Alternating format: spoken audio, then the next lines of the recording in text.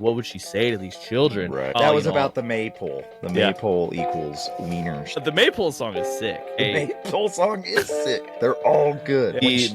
And I'm not going to jump ahead and like ruin scenes, but when she's singing through the wall, that best song, dude. Just her gyrations on the other end of the wall are so they're equal parts like camp and just so far out there that they work.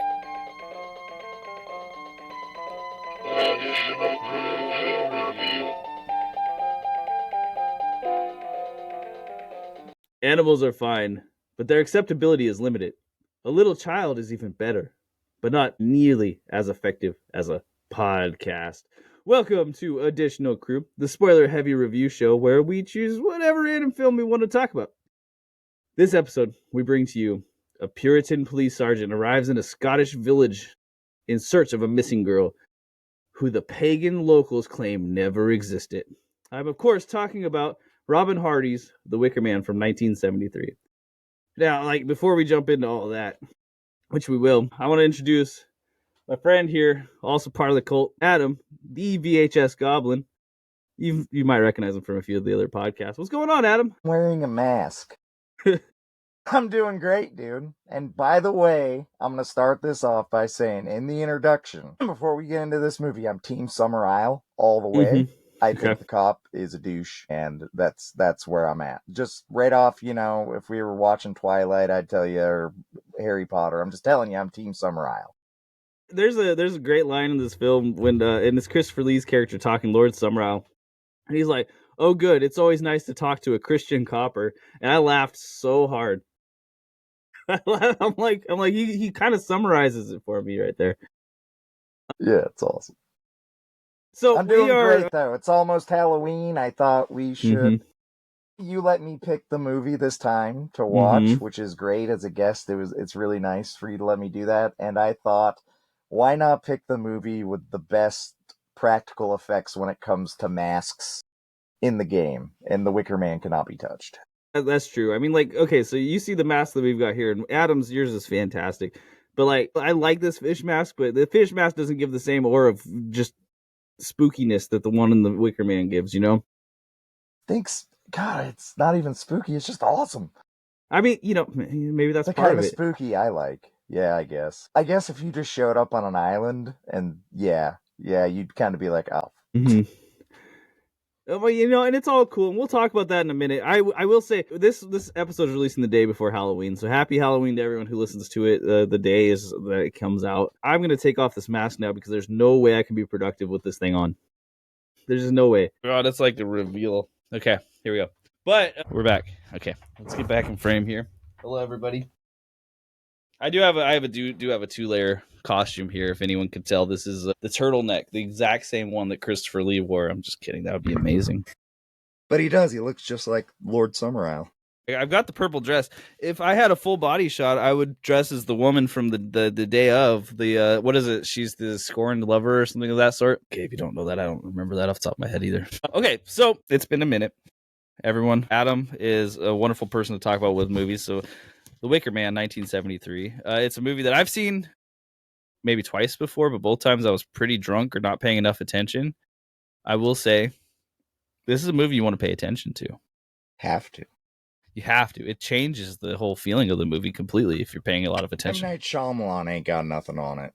So I think, if you don't mind, let's just jump into the movie here. The reason I picked this one, I said because of the masks, and the masks are awesome. But in all actuality, it is one of my favorites of all time. I think we're going to talk about every piece of it, but every piece of it is so well done that if you're not paying attention to the minutia in the movie, you're missing the actual movie. This is true. I think the first time I watched this film, it was when I was drunk and I had people over, and I was like, it was just a weird musical. There's some music. It's good, though. It is. It's a very strange vibe. I think starting off with the Cornrigs or Barney song, or our Bonnie, song, gives the film a different feeling than what you eventually get to. But it's an appropriate start off when you're actually watching it and understanding that he's coming to an island that he has no qualms about. This is just it's a nice farming island, and he's been sent here to find a missing girl. probably not like super standard, but fairly standard, right? Of course, the song itself it's so catchy, and it comes back over and over again, and you have no idea how many times I got like that stuck in my head, like corn rigs are bonny. It's paradise. The whole movie is set in paradise. The culture, other than the obvious, is great.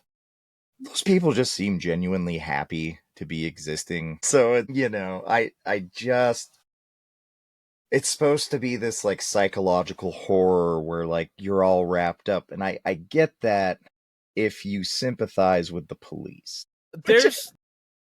It's interesting because we don't need to go story beat by story beat. So I'll just say the story in this one gets me confused because I was trying to find a way to which I sympathized more with the police officer than with the Somerset Isle practitioners, and it was really difficult for me. And maybe that's like some inherent bias, but it was like the only way you do this is if you just think that like the Christian nations are the ones that are the victims automatically. Yeah. And it's like, so you got the Christian copper coming in who has he's got the authority of the king, right? He's official Correct. from the mainland. He has no idea really about these guys, and he comes over here and he's like, wow, you're all heathens, and I need to find this girl, and pretty much everyone needs to be investigated because you don't believe in Christ the way I do. Spiritual imperialism, right? Yeah. And that's just standard operating procedure, right? Mm-hmm. It was almost like a missionary trip in a way. Like, how dare you teach your children this? And like him admonishing people for their beliefs, while holding beliefs of his own that are equally, if not more, damaging. It was so funny. Policing morality, it's tough. It's a hard line to walk. I try to think about this movie back, like looking back at it, if you were watching it in 1973 when it came out, and how different of a movie it would be, because in 2025, like you walk into a class and she's talking about penises, and I'd be like, okay, so they're in sex ed, it's fine. And in 1973, that was probably, oh my god, what would she say to these children? Meanwhile, that was about the maypole. The maypole equals wieners. The maypole song is sick. The maypole song is sick. What song wasn't sick? They're all good. And I'm not going to jump ahead and like ruin scenes, but when she's singing Through the Wall, that best song, dude. It's just her gyrations on the other end of the wall are they're equal parts like camp and just so far out there that they work. You know what I mean? Like it doesn't really make sense. Yeah, they go for it. It's so good though. So this story, I'll say, isn't like overly complex, speaking from the modern age, the era we are in now, because we've had folk horror movies that have walked similar lines, basically ripped off parts of the plots of this film. However, it is a very compelling mystery. Nicolas Cage there was a Wicker a remake. Have you seen it? Oh, I saw that one before I saw this one. I haven't seen it yet. And I love Nicolas Cage in a campy way. If you like him in a campy way, you like this one. But it's really bad. Did they violent it up and like make it aggressive? Yeah, and the animals are involved. You know that bees meme? With Oprah? Kinda, yeah. I mean, but the yelling of bees came from Nicolas Cage and Wicker Man. Oh, really? Yeah. Oh. It missed the point really hard. It's not a good film. It's a pretty bad film, but you can watch it for camp, that's for sure. So that's how I had seen the first. Just watching that version of the movie, and it was just really bad, and I assumed that this one would be really bad until years later when someone, I worked at the record store and I had someone who I trusted their opinion a lot, and they're like, no, trust me, the 70s Wicker Man is a very unique movie, and unique is the easiest way to describe the film. Even if you've seen folk horror movies that come along, like I think Midsommar is probably the movie that took the most from this, and it's not the same. It's still a very different film. It's just interesting. So like as far as the mystery goes, one thing I have to ask you, because I didn't notice it a ton, is did you get hints about what was happening throughout the whole entire movie? Like it was pretty clear that something was up pretty early on. But did you have an idea that she was still alive? Yes. The first time I saw it, I thought we were in a real like Rosebud moment. And I thought she was going to be a rabbit. And that was a ploy. I knew that there was something, being that it's in the horror genre. I knew that there was something insidious going on, right? So like that kind of tips you off. But like there was a lot of like the references to the hair and then finding the and then like then it, but that was all a little too, so I honestly thought for a long time she never existed at all. I thought she was pure bait. I knew what happened in this movie going into it this time, and I still came across with that idea is that she was never really there. Right. It feels like it leans really heavy into this. They brought you to this island erroneously, and then they trapped you. Right. Which is, also terrifying. But didn't feel any time during this movie like these were murderous people. Yeah. It never came across to me that there was any like, yes, they're different, but they just didn't seem like the kind of people that would kill one of their own kids. Right. Now, a virgin Christian cop, you don't get one of them every day. But that's just for morale, right? It's a morale boost for the religious fanatics on the island. But one, I love when he calls him out for being a virgin. Like, I know it has nothing to connect, but just like, what he's like jock movie rip on somebody, like, and you're a virgin. It's like, dude, you're like 40 years old. Like, these people are ripping you. It's so funny. Because they needed a virgin for the sacrifice, right? And this guy, he had a chance not to be a virgin. He did. What do you think that if he had I think they offered him a ton of offering. They're like, here, get out. I think the whole time they were undertaking their thing with the idea that he could save himself if he could choose to look past his own arrogance and his own like morality. His own, my morality is right, your morality is wrong. At any point, had he have just accepted that and left, nothing, that's it, right? I think. The movie, I feel like, needed to push the narrative at the end. I think is very symbolic and really awesome, but I think that he did have a lot of chances to redeem himself in the eyes of that town, and I think they were trying to push him into those opportunities, and the opportunities they were trying to push him into were kind of cool opportunities. Yeah. If he had kept his mind open, he would have seen some things, He would have had a great time. When you go outside of the bar and there's just a graveyard of people doing it, like, don't judge. Awesome. Like, those people are having a great time, I'm sure. Nobody looked upset to me. That's my bad. I'm sorry. So that scene is so funny to me because he walks out of this bar and it's nighttime and you think he's gonna have a nice little stroll and then immediately it's just an orgy in a field. What constitutes an orgy? I think how many people? There was like 5 couples, so I'm calling it good. 5 couples is an orgy. I'm not a group sex experience. I'm asking the questions because I don't know. Yeah, I don't. Okay, I'm going with gut call. All right, I don't have a lot of expertise. 3+. Fair. Well, yeah, that's fair. Anything outside of standard deviation. I got you. And I think the part where the lady straddling the tombstone and crying for her, I assumed lost love. I could see how that could be a little unnerving. Awesomely shot scene too, just out of nowhere, her on the tombstone. It didn't fully click with me exactly how that fit into the ideas here, but it was a great scene. She was still connecting and making love with her connected person. See, yeah, okay, I like that.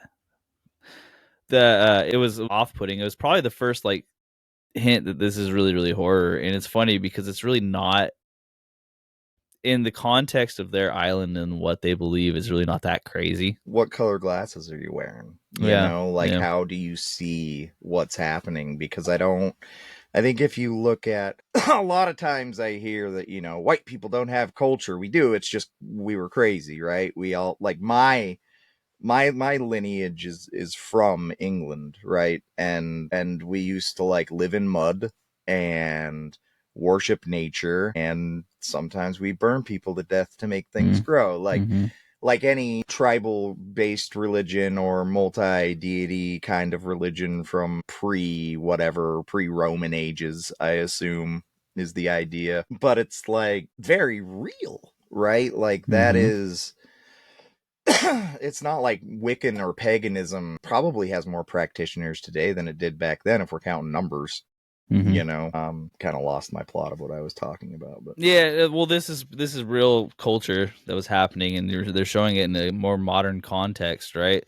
Yes. But yeah, exactly. That this is kind of like it's not, when I watched it as somebody who comes from a place where the things that are happening in that movie aren't abnormal. Mm-hmm. I didn't see anything that they were doing as maybe inappropriate, but not heretical, not like not a crime. Now, and it's interesting because I think part of this is really one of the core ideas of the movie a little bit, right? And I don't know exactly how strong of a point it makes on this, but it's like this whole entire Christian colonization of paganism, right? So they come in and they're just like, I'm 100% unwilling to accept this idea.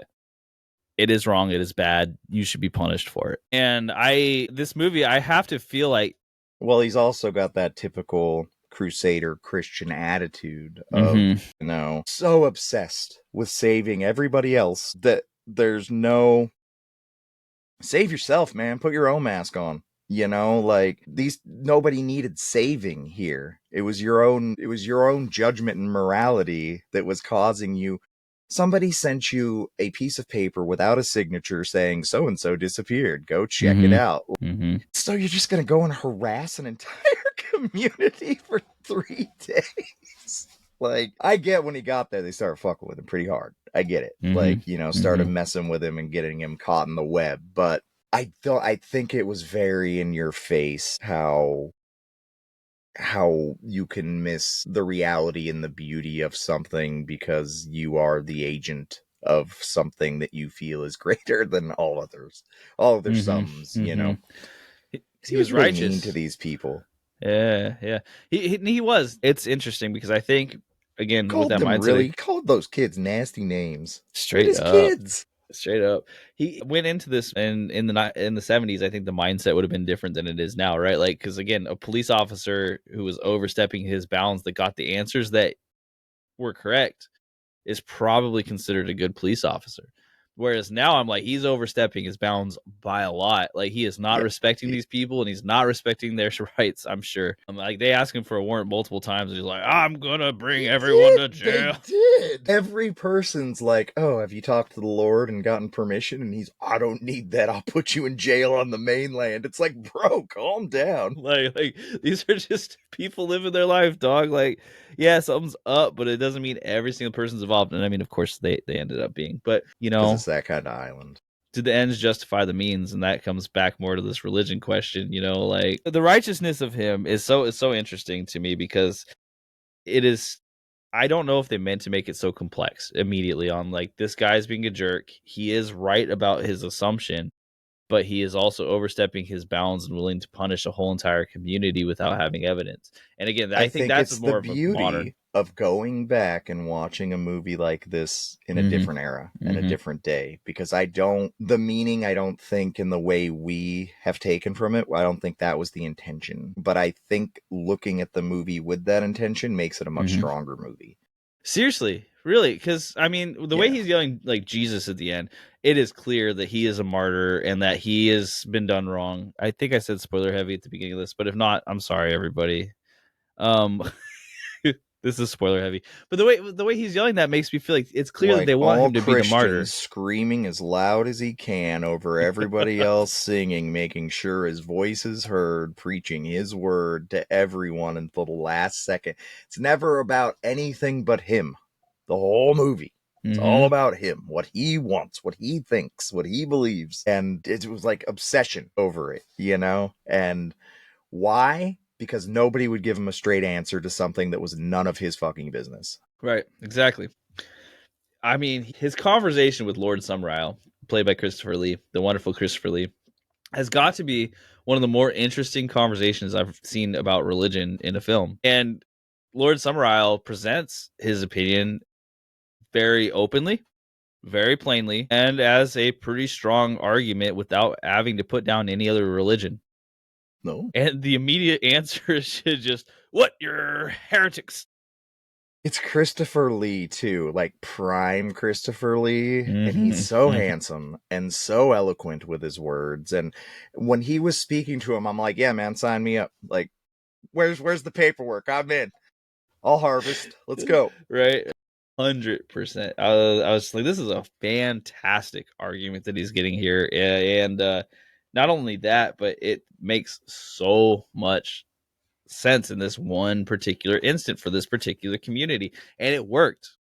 Like they, not only that, they have experiential proof that it worked, and it's anecdotal, who cares, but if it works for this community and they're able to cultivate fruit on an island that I assume is near Scotland. Once again, some of the happiest people you'll ever see in a movie, and it's not fake joy like you would see like in a Happy Valley or Uncanny Valley kind of situation. It's not fabricated. It's like true freedom and happiness these people have. Like, it doesn't feel bad. It's different. Except for the burning people alive.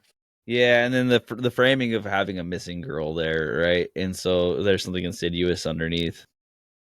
But Shouldn't have been a virgin. Should have been a virgin. I know.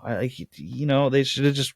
So was that the only year that had bad crops, right? Because he didn't seem to worry about anyone else being missing. I think they were all probably in the classroom. So yeah. And he explains there at the end, the police officer is trying to explain that the crop change is environmental and can't be controlled by the offering of sacrifices. And what if next year's crop is bad? Well, then it should come after you, Lord, and he's like, nah, it'll be fine next year. Fallow soil is what it is. We can pontificate all day about what happens after.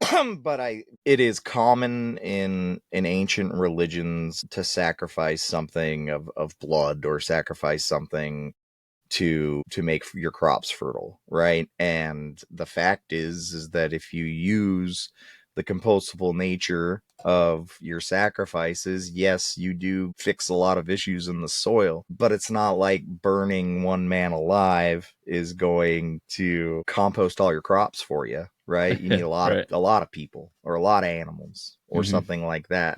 So it got twisted in Christianity back in the 40s, but the kinds of offerings they were making may have seemed barbaric, but it was like offal and organs and dead people, and it was used as compost to keep a natural cycle going because they lived in harmony with nature.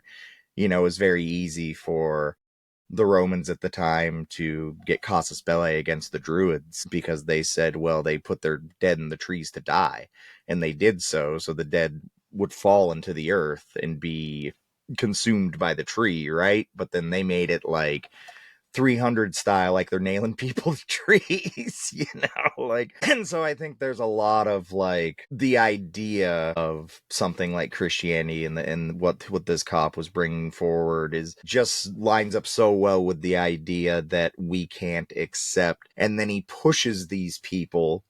And that's what I was saying about like the off ramps, but he continues to push these people until he gets the outcome that he expected. Yeah. And, the question about the outcome that he expected, just quickly, because there were pieces of this film that I just didn't figure out myself. So I want to see if you have some answers. Who do you think sabotaged his plane?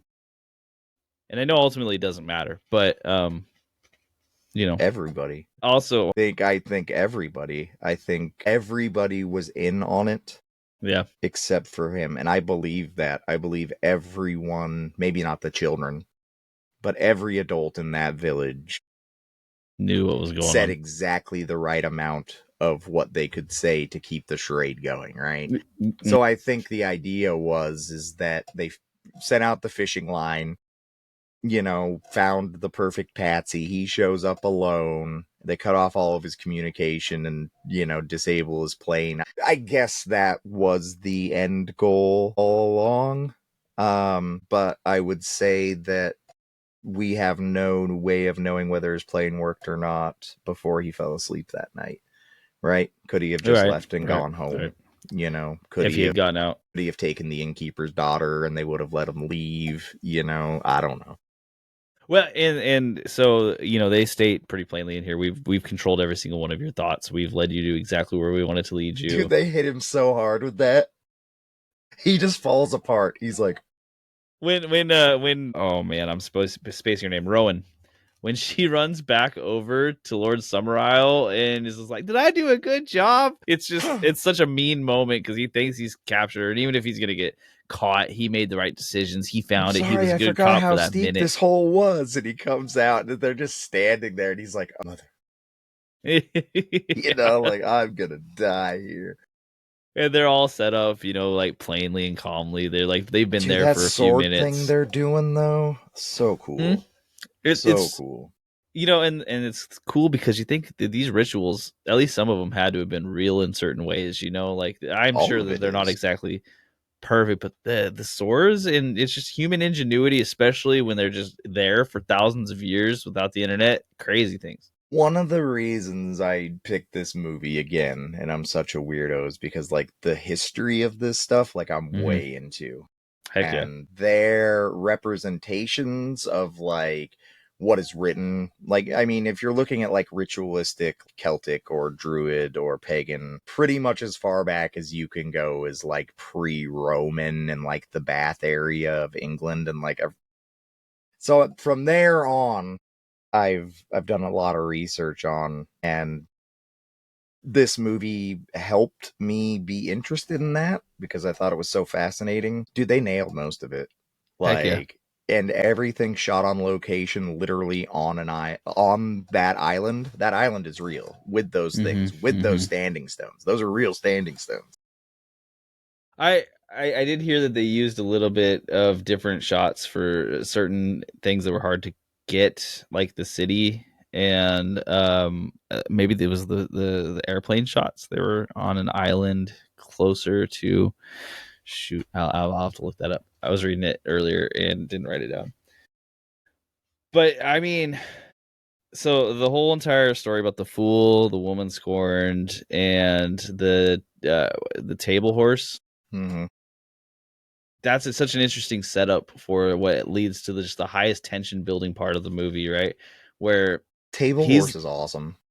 Yeah, 100%. And like, it's a great way to hide someone. The him searching through everyone's houses and the children trolling him was one of the funniest things. That child falls out of the closet and then gets up smiling. Yeah. At that point, I didn't feel scared at all. I was just giggling with the child. I was like, yeah, fuck that moron. Yeah, at that point, he should have known and just been like, all right, okay, I gotta stop this. The hand of sleep, or they called it a little bit something different, but the hand that they burn, it's on the cover of a Flesh Eaters album. That's the only way I've seen this before. It's incredibly cool, but is there some sort of lore that you know behind a hand making you sleep longer if you burn it?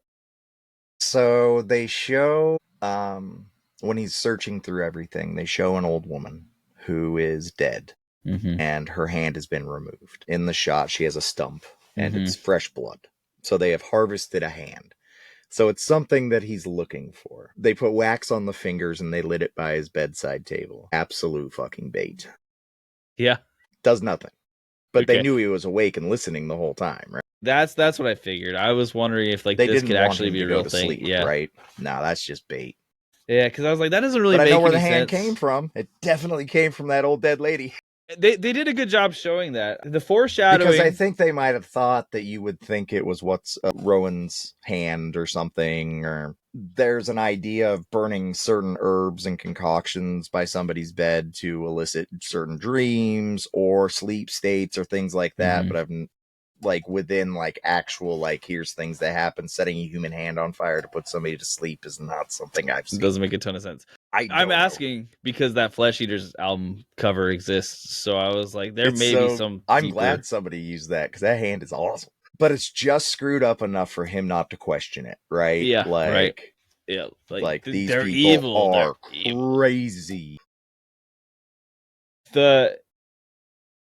When he is learning the history of the May Day celebration and he's sitting in that library, he's reading out loud the whole time. Yes. Is that not insane? He's trying to like gather information so he's reading out loud even though there's this old woman, or is he really just trying to shame this old woman and he doesn't care about what he's reading? I think that he is is it proselytizing? Is that the right word? Mm-hmm. I think that he is passing judgment and trying to correct people's way of thinking, and since there's somebody in the room that'll listen, he's speaking.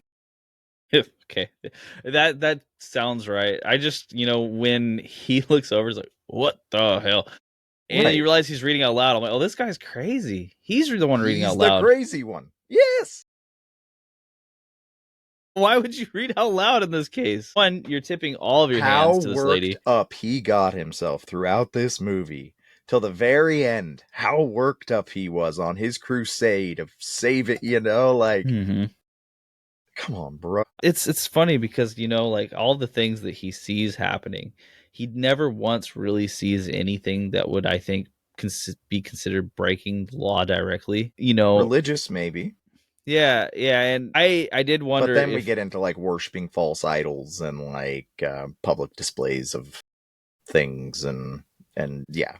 But that's more of a moral thing, not a legality thing. And he just keeps getting more and more angry. He almost loses sight of what he's actually looking for. And I mean, he never exactly does. He yells at kids, "You're all liars!" They're like, "What do you mean?" Or the happiest kids ever. They're just like, she's got the beetle in the drawer, and she's like, "He'll walk himself until he's dead." He's like, "If you know that, why would you do that?" It's like, dude, they're kids, bro. Like, it's I a guarantee little fucking kid, and I saw her do that, and I was like, awesome. That's something I totally would have done as a kid. Like, we used to put flies in the freezer and then glue a thread to the back of them so you'd have a fly you could walk. I mean, exactly. Like, how did she get the thread on the beetle strong enough that it made it walk in circles? You know what I mean? Like, you gotta ask the right questions here, Copper. Yeah. That little girl was awesome. She likes playing with bugs, man. Let her do it. She's a druid. She's allowed. I do think it comes across just so differently in the modern day, because things like when she sticks the frog in the lady's or in the girl's throat and she's like, "It'll take the bad feeling from you so you'll feel better." Like, one, that sucks for the frog. But two, they still can't cure sore throats, really. So who am I to say? So in that scene, that's one of the most wonderful scenes in this movie, Nick. She, as far as whimsy goes, because she takes this frog, and the idea is that you place the frog into your mouth, and the frog will take your sore throat, and that's why they croak. Because they always have a sore throat. Right. So that's like the druidic reasoning behind it. And it like everything is just show. It's just, yeah, I'm so old, words just fall out of my mouth. It's like the sugar pills or the correct, yeah, placebo. Placebo. It's all an act, though. It's a trust and faith, right? Mm-hmm. But everything is. But what a cute way, Oh, listen to him. He's taking your croak now. Like, for a little kid, that will make them feel better. My gosh, so much. There was a lot of things I was watching. Here's your giant jawbreaker now. Have a nice day. The kid was stoked. Yeah, like, I got a jawbreaker and a frog saved me. Such a kind way to treat a child. Such a fun thing to do. Like, I had zero problem with it. I was like, that's adorable. And he's like, no. I did write, and this is fun. I wrote that the only person who seems angry in this movie is the cop. It's like everyone else is totally having a good time. They're all just like, this is fine. And on a year where the crops failed. The only off-putting person in the movie, other than the cop, and I think he's just a jerk, is the innkeeper. Is like, he's just sardonic. It's the man, right? Mm-hmm. And he plays Punch, and Punch is uncomfortable, and like Punch and Judy Punch is an uncomfortable character. But I don't know that you get that creepy just through acting. That guy's very off-putting. Yeah, he is. He's a real creeper. He's a grade A creeper. Yeah. I don't think he's meaning to be, but he comes across at the very least. So the story in this film, I mean, like I was saying earlier, at this point, it's not necessarily going to be groundbreaking for you, but it is a very interesting look at religion, especially through the lens that they present.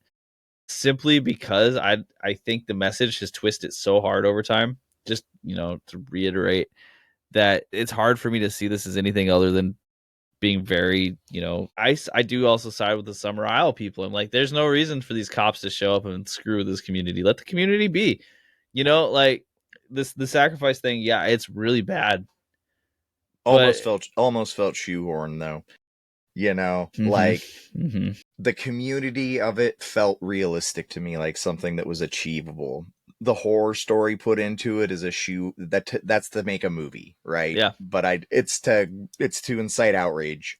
Well, and I mean, if we really want to get into it, and I don't, not in this pod, but I do want to say that like capitalism on the main island definitely sacrifices people on its own way, I like how they won't feed them any of the fruits and stuff that they make there either. It's all in a can, and they're like, yeah, for you, but they don't tell him that. They're like, yeah, we just ship it all out. But they won't even like share bounty with him. They're like, no. And he starts off in such an abrasive way. I mean, like you think that he could have come into this and been like a little bit like not even open-minded, just fit into their culture for a second. But instead he goes to the bar, they're all singing. And mind you, from his point of view, I bet that song was pretty rapey. The one talking about the barmaid's daughter. It was a true offer though. Like that's the part. Yeah. That was weird, right? Because it was an invitation, right? Yeah. And she did get along with it. You could tell immediately that she was like, okay, I'm going to go dance with all these dudes. But I think it's just those people's ideas of sexuality. Yeah. Sex is in that context, there's not monogamy of relationship is important, but sex is a divine, right? So, even though nowadays, like, I have a wife and I wouldn't go and like the policeman, I wouldn't go to an island and bang the barmaid's daughter, but like the idea that it's communal in the most primal of ways, right? And this is which is uncomfortable, right? I don't think that it's bad, but I think that it does make people question something in themselves, whether because they don't like it, should you punish other people for doing it? Right. Like, that and so that's how they rip the Band-Aid off them right at the beginning. We're going to shove things in your faces that are to you not even morally ambiguous, morally terrible. And your reaction is going to dictate to us, how we treat you. I like if you were to go to an island like that, let's say you're just on vacation somewhere and you're like, just get off track and you're like, oh, I'm going to go check out this place and you're by yourself. Yeah. And you go to a place and you walk into the bar and then they start offering the barmaid's daughter to you. Feel a little weird. Yeah. It'd be uncomfortable. Right. And again, the song is like, it seems pretty, from an outsider's point of view, like you're like, wow, this is really inappropriate. You're talking about some lady who's not necessarily, she's just there because she works there. Right. But his reaction to it is to stop everybody from singing so he can get his room. And immediately, I'm sure that island was like, all right, he ain't the one. We're not doing this because he's stopping us for no real reason other than he wants what he wants right this second. Because I mean, of course, she's supposed to show him his room, but you do indeed have the barkeep standing right next to you. You could just whisper over and be like, hey, where's my room? I'll walk there myself. You don't have to make this whole thing about yourself. It was all about him the whole time. And I mean, in the end, it was all about him. I mean, I think that's a good reason why they show all those scenes of him taking communion, because one, it's like, oh, he's a good Christian, but two, it's all about his religion, despite the fact that he walked into a whole entire community. Right. Also, it's showing ritual and religion, right? And it's like, here's the idea that you're drinking blood and eating flesh, and that's okay for you, but it's not okay for these people. Right. It's not okay for these people to hang an umbilical cord from a tree. That offends you. Such a cool tree. And maybe it's just because I'm old and I want off this ride that's the USA, but it seemed pretty idyllic to me. I mean, you're coming up at a point right here where, again, this is where the modern does creep into it, right? Because right now you have a very strong version of the same idea happening, right? Is if you aren't a specific way, you don't belong here. right. And we will punish you actively for not being a specific way. And, we will go out of our way to find you, even if you're not bothering anyone. Exactly. To make your life a living hell. Exactly. We'll rip apart the community just to make sure that you're not here. For what purpose, people will argue. I don't think that there's any real purpose to it except for, punishment and righteousness. People are mad about flaming hot Cheetos or something. I don't know. Idiots. It's so absurd that giving it. The thing is people try not to give things like that time, because when you give it time, you give it power, right? Yeah. And the fact is that it feels like we're at a point where it's very strong already. Yeah, yeah.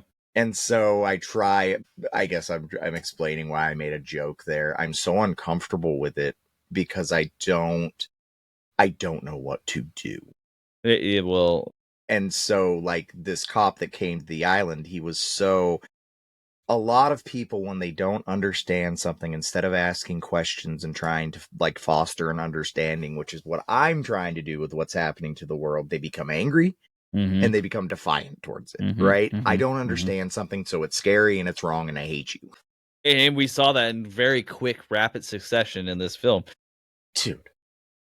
And, we do see it everywhere in our life, and this isn't necessarily the place to, like, full on get into it, but it's the same idea. It's a movie about it, though, And it is such a frustrating part. And again, the reason why it's so easy to go with this community, it's just like, leave these folks alone, like, you don't even know life. That they sacrificed this lady or this girl, and they haven't sacrificed her up to this point. Like, she is somebody still literally sent him a piece of paper with one sentence on it. And then he took personal offense to what he saw when he got there. So he decided, I will make sure someone is punished for something in this community. Self-fulfilling prophecy for sticking your nose where it doesn't belong. Yeah. If only if only every community was as tight-knit as this one seems to be. True. 100%. What you just said is the truest thing. Communities need each other. And there's so much division that when you see something like that, even if it's in a movie, but it's true humanity, and maybe we don't agree with some of the things that they're doing, but they got the big part right. Yeah. Yeah. They're standing up for each other, they're all there. Could you imagine living in a community of homies like that? All those people love each other and just have a great time. Like, do you think they even, like, exchange money or exchange anything? Or do you think they're all just producing and they're like, hey, come over here, you can take what you need? No, the things that he got were bought and sold from mainland, and all of them had their own things. The only time he ever got to try native food from the island is when he picked a berry in the garden walking with Lord Summerow. That's the only time in the movie that they show him eating anything from the island, and he makes a point of going, like, really enjoying it. Then they make a point of everything else he gets is mass-produced from a can from the mainland. It's so crazy to me that this movie would be trying to make you, empath with the copper in this film, when they do such a good job of presenting a community that seems so tight-knit and strong. I think, okay, so I'll talk about the director real quick. Robin Hardy directed this film, and this is the only movie of any worth that he's ever done. And maybe this is why. Maybe he is so good. I was trying to look for a better word for that, but it didn't happen. So not good at directing that he accidentally presented the opposite point than what he was trying to make.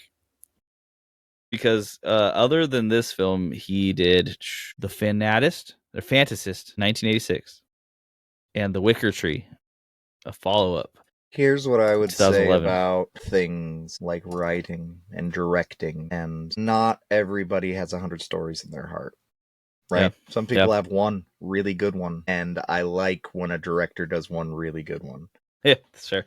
Some directors, and like George Lucas or a Ron Howard or a Steven Spielberg or a Scorsese or a Quentin Tarantino or a Medea, they have 100 stories in their hearts, and not all of them are told with equal goodness. But I think that it's almost more enjoyable to me to see the guy that puts out the one thing that touches me.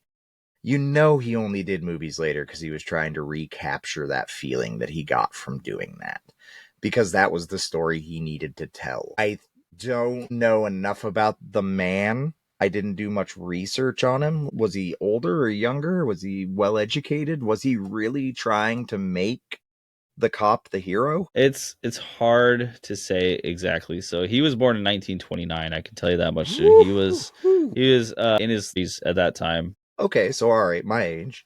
Mm-hmm. So he was a 30-something in 69. And he wasn't the writer, and him and the writer did not get along well, Really? according to a letter that Christopher Lee wrote forever ago. And so he that's was pretty much trying what to I know. make the cop the hero, and that the bravissimo was a built-in part of the character, because he really did have that Clint Eastwood meets a British guy vibe to him, like, I'm gonna take it into my own hands and do whatever I want, and I'm unstoppable. Like, it is so it's so dated to now that we just see that cop as a complete jerk. But I can see back then, especially with like a 50s culture where you don't question the law and you do not question authority and they are in charge of you, kind of thing, and that was, I wonder what the reception was between amongst the silent generation versus the boomers at that time, because the boomers would have been pretty young when this was coming out, they and would the have silent loved the generation hippie would have been aspect older. of it, right? Like, they just got done doing that. Yeah, and then the They were silent still generation's doing watching that. the cops, and they're like, "Yeah, that's right, Right. Sergeant, you take them all down, please." Well, then you're gonna get both. It's a cross-generational movie. That's great for this guy. I appreciate that the writer took the time to tell the story. If they didn't get along, that's sad, but the art director and the director of this movie did such a great job that I'm glad that he directed it. It could have been so corny with the musical aspect. This could have been Jesus Christ Superstar, right? With as much musical as there was going on in it.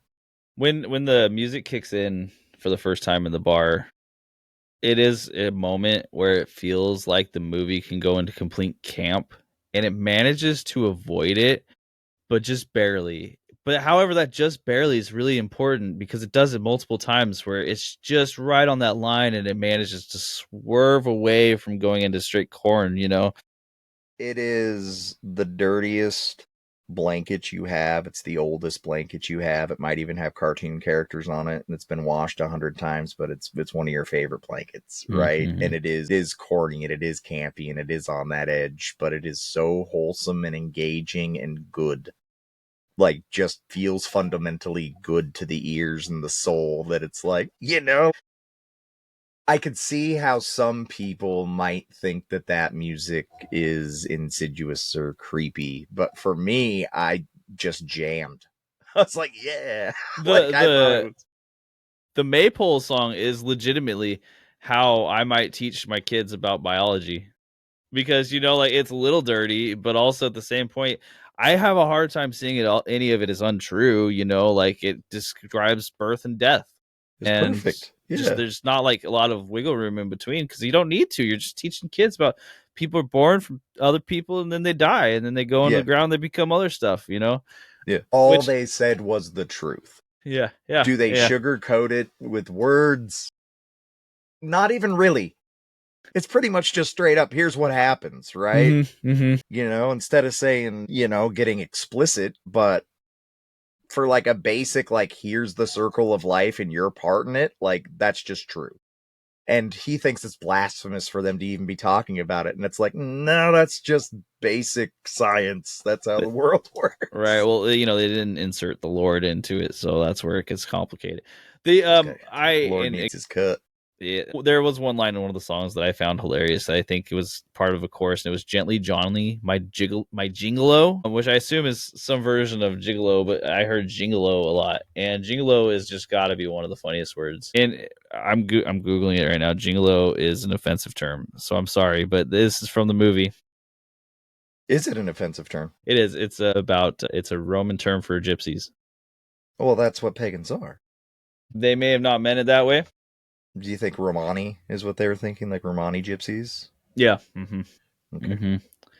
Yeah, it's an Italian word. It stems from a separate word, but it was turned into slang as that word. I know that a lot of people from my family and use that word to talk about, because I got family that lives in England, and they use that word to talk about people that live in trailer parks. Okay. and there's different ways they say it. So it has always come off that word gypsy, and then the derogatory, there's other ways they say it, always did come a bit yeah, you knew there was a little bit of a place that it was coming from. If not racist classes, somethingist for sure. But they would always say it in regards to people that like lived it, like what we like have RV parks here, right? Mm-hmm. And they would call them like gypsy parks. It was so funny in that context of that song, because I'm pretty sure that's in the bar, the inn bar, when I'm spacing on her name, Aphrodite, as they call her during this particular scene. Willow. has the boy coming up that Christopher Lee has brought to her. Lord Summerisle has brought to her the perfect virile man for her, and he's up there, and his sacrifice was difficult. God bless him. It's so unfortunate for him. And they're playing the song underneath that's all about, like, he's like, with my hand on her belly. Yeah, it's just, the music is awesome, and it really the sensuality in the movie isn't shoved in your face. It's not tacky, but it is aggressive in some ways. Yeah. Like when he's going through everybody's houses and she's in the tub, and she's got that small wash basin tub that she's in. Mm-hmm. How anybody can take the situation she's in, which is like a hospital tub, sponge bathing herself, and make that into like a seductive thing. I was like, they're pretty good, because like there's nothing, making human soup isn't the most attractive thing. I will say the most like sensual looking scene has got to be the sparkly snails. What am I missing? Okay. So the when Lord Summerisle is outside of the bar and he's talking about like how the animals live without shame, and that's how we should all live, and I could live amongst the animals. Yes, okay. And then it does the zoom in on the snails, and they're all sparkly, and they're just like rubbing up against each other. I'm like, wow, what is going on here? Like they wanted to show something with these snails, and that's the closest they came to showing. When you saw it, though, there was no questioning what they were alluding to with the lip-like structure of the snails interlocked in the gooey goo, like. Yeah. That's why I said 100%. A few things about this movie are a little just right on, so hard on the nose it hurts a little bit. But like, great shot, great use of going from that, and because that goes from that into the scene where he's putting himself to bed, right? Mm-hmm. And then she's in the next room, and she's offering. I don't know how to explain like the interaction that's happening, but he seems to know that she's in the next room because of she's rhythmically hitting to the music on the walls and things, and it's almost like a siren, right? Or like like luring him in, and you see this man walk to the wall where he knows that she's standing on the other side, and you just watch him fighting the urge to go, and just like, it's just like, okay, he's engaged, so good that he didn't, but it's so funny. He's so tortured by it, and it's just like, you can't even deal with a light teasing from a woman. Well, you get this is a little bit of that 70s camp that happens too in this, right? Because like then the next morning he wakes up and his shirt's open, and you can tell that he's greatly shamed by his shirt being open, even though she sees the picture that's sideways, which is right where she was standing, and she moves it back. She knows what's up. Yeah. So he's like, "No, you saw my shirt. I was definitely thinking about things. My shame."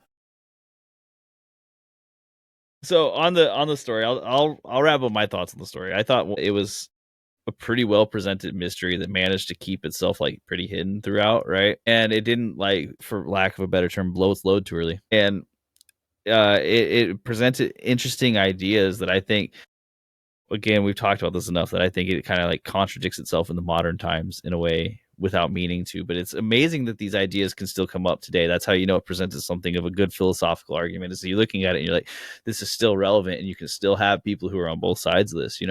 We can just see that in society, even if you wouldn't have someone sit down and be like, hey, that's wrong, but then they could still support what's happening in real life.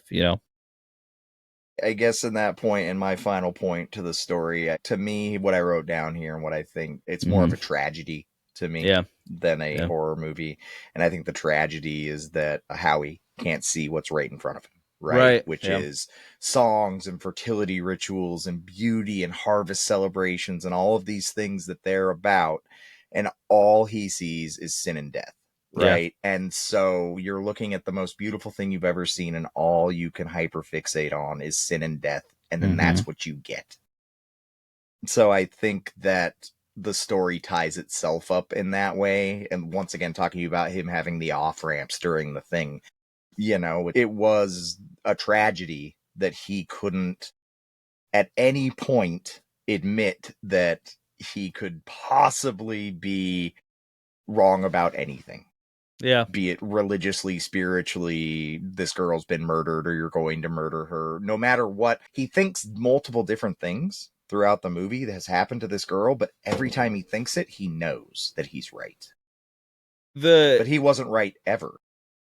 He was right when he said he thinks that she was still alive. Okay. And that was a good jump, but I don't think that was a super logical jump in my mind. Like, it didn't really make a lot of sense that he's like, there's a bunny there. I think you still have her alive. And it's like, okay, but I feel like we missed something in between here and there. How long does a bunny last underground in a box? Was the grave freshly dug? Right? It can't be long because it can't. There was grass over that grave. There was grass over that grave. So that's what I was trying. That's what I'm getting at. Continuity, people. Yeah, you got to figure it out, you know? I do want to make a point for the writing that Christopher Lee delivers just one of the best lines of all time, in my opinion, when he's first talking to Sergeant Howie, when he says, "Do sit down, Sergeant. Shocks are so much better absorbed with the knees bent." I laughed so hard. That was one of my favorite lines that I had to pause the movie. I was cracking up, you know. And Janice, she's in the room with me, and she's like, "What can be so funny in this movie? This doesn't seem like that funny of a movie." And I'm like, that line is the line you should use every single time you have bad news for someone. That's correct. Right. Yeah. Well, he's teaching him through calm reason, right? Yeah. Shocks are so much better absorbed. You know, and it's like, yeah, he's like, I'm about to really let you know what's going on. Knowledge on you here real quick. And I want you to be in the best position for that. 1, I know you're a virgin. Cool. 2. Yeah, I mean, he dropped a couple of really good ones on him in this movie, and they're just such... You see it. It's a dry British humor thing, right? And nobody does it better than Christopher Lee. Absolutely not. He is just, it's in this particular film, he does so well. And I would assume in a lot of films that he's in.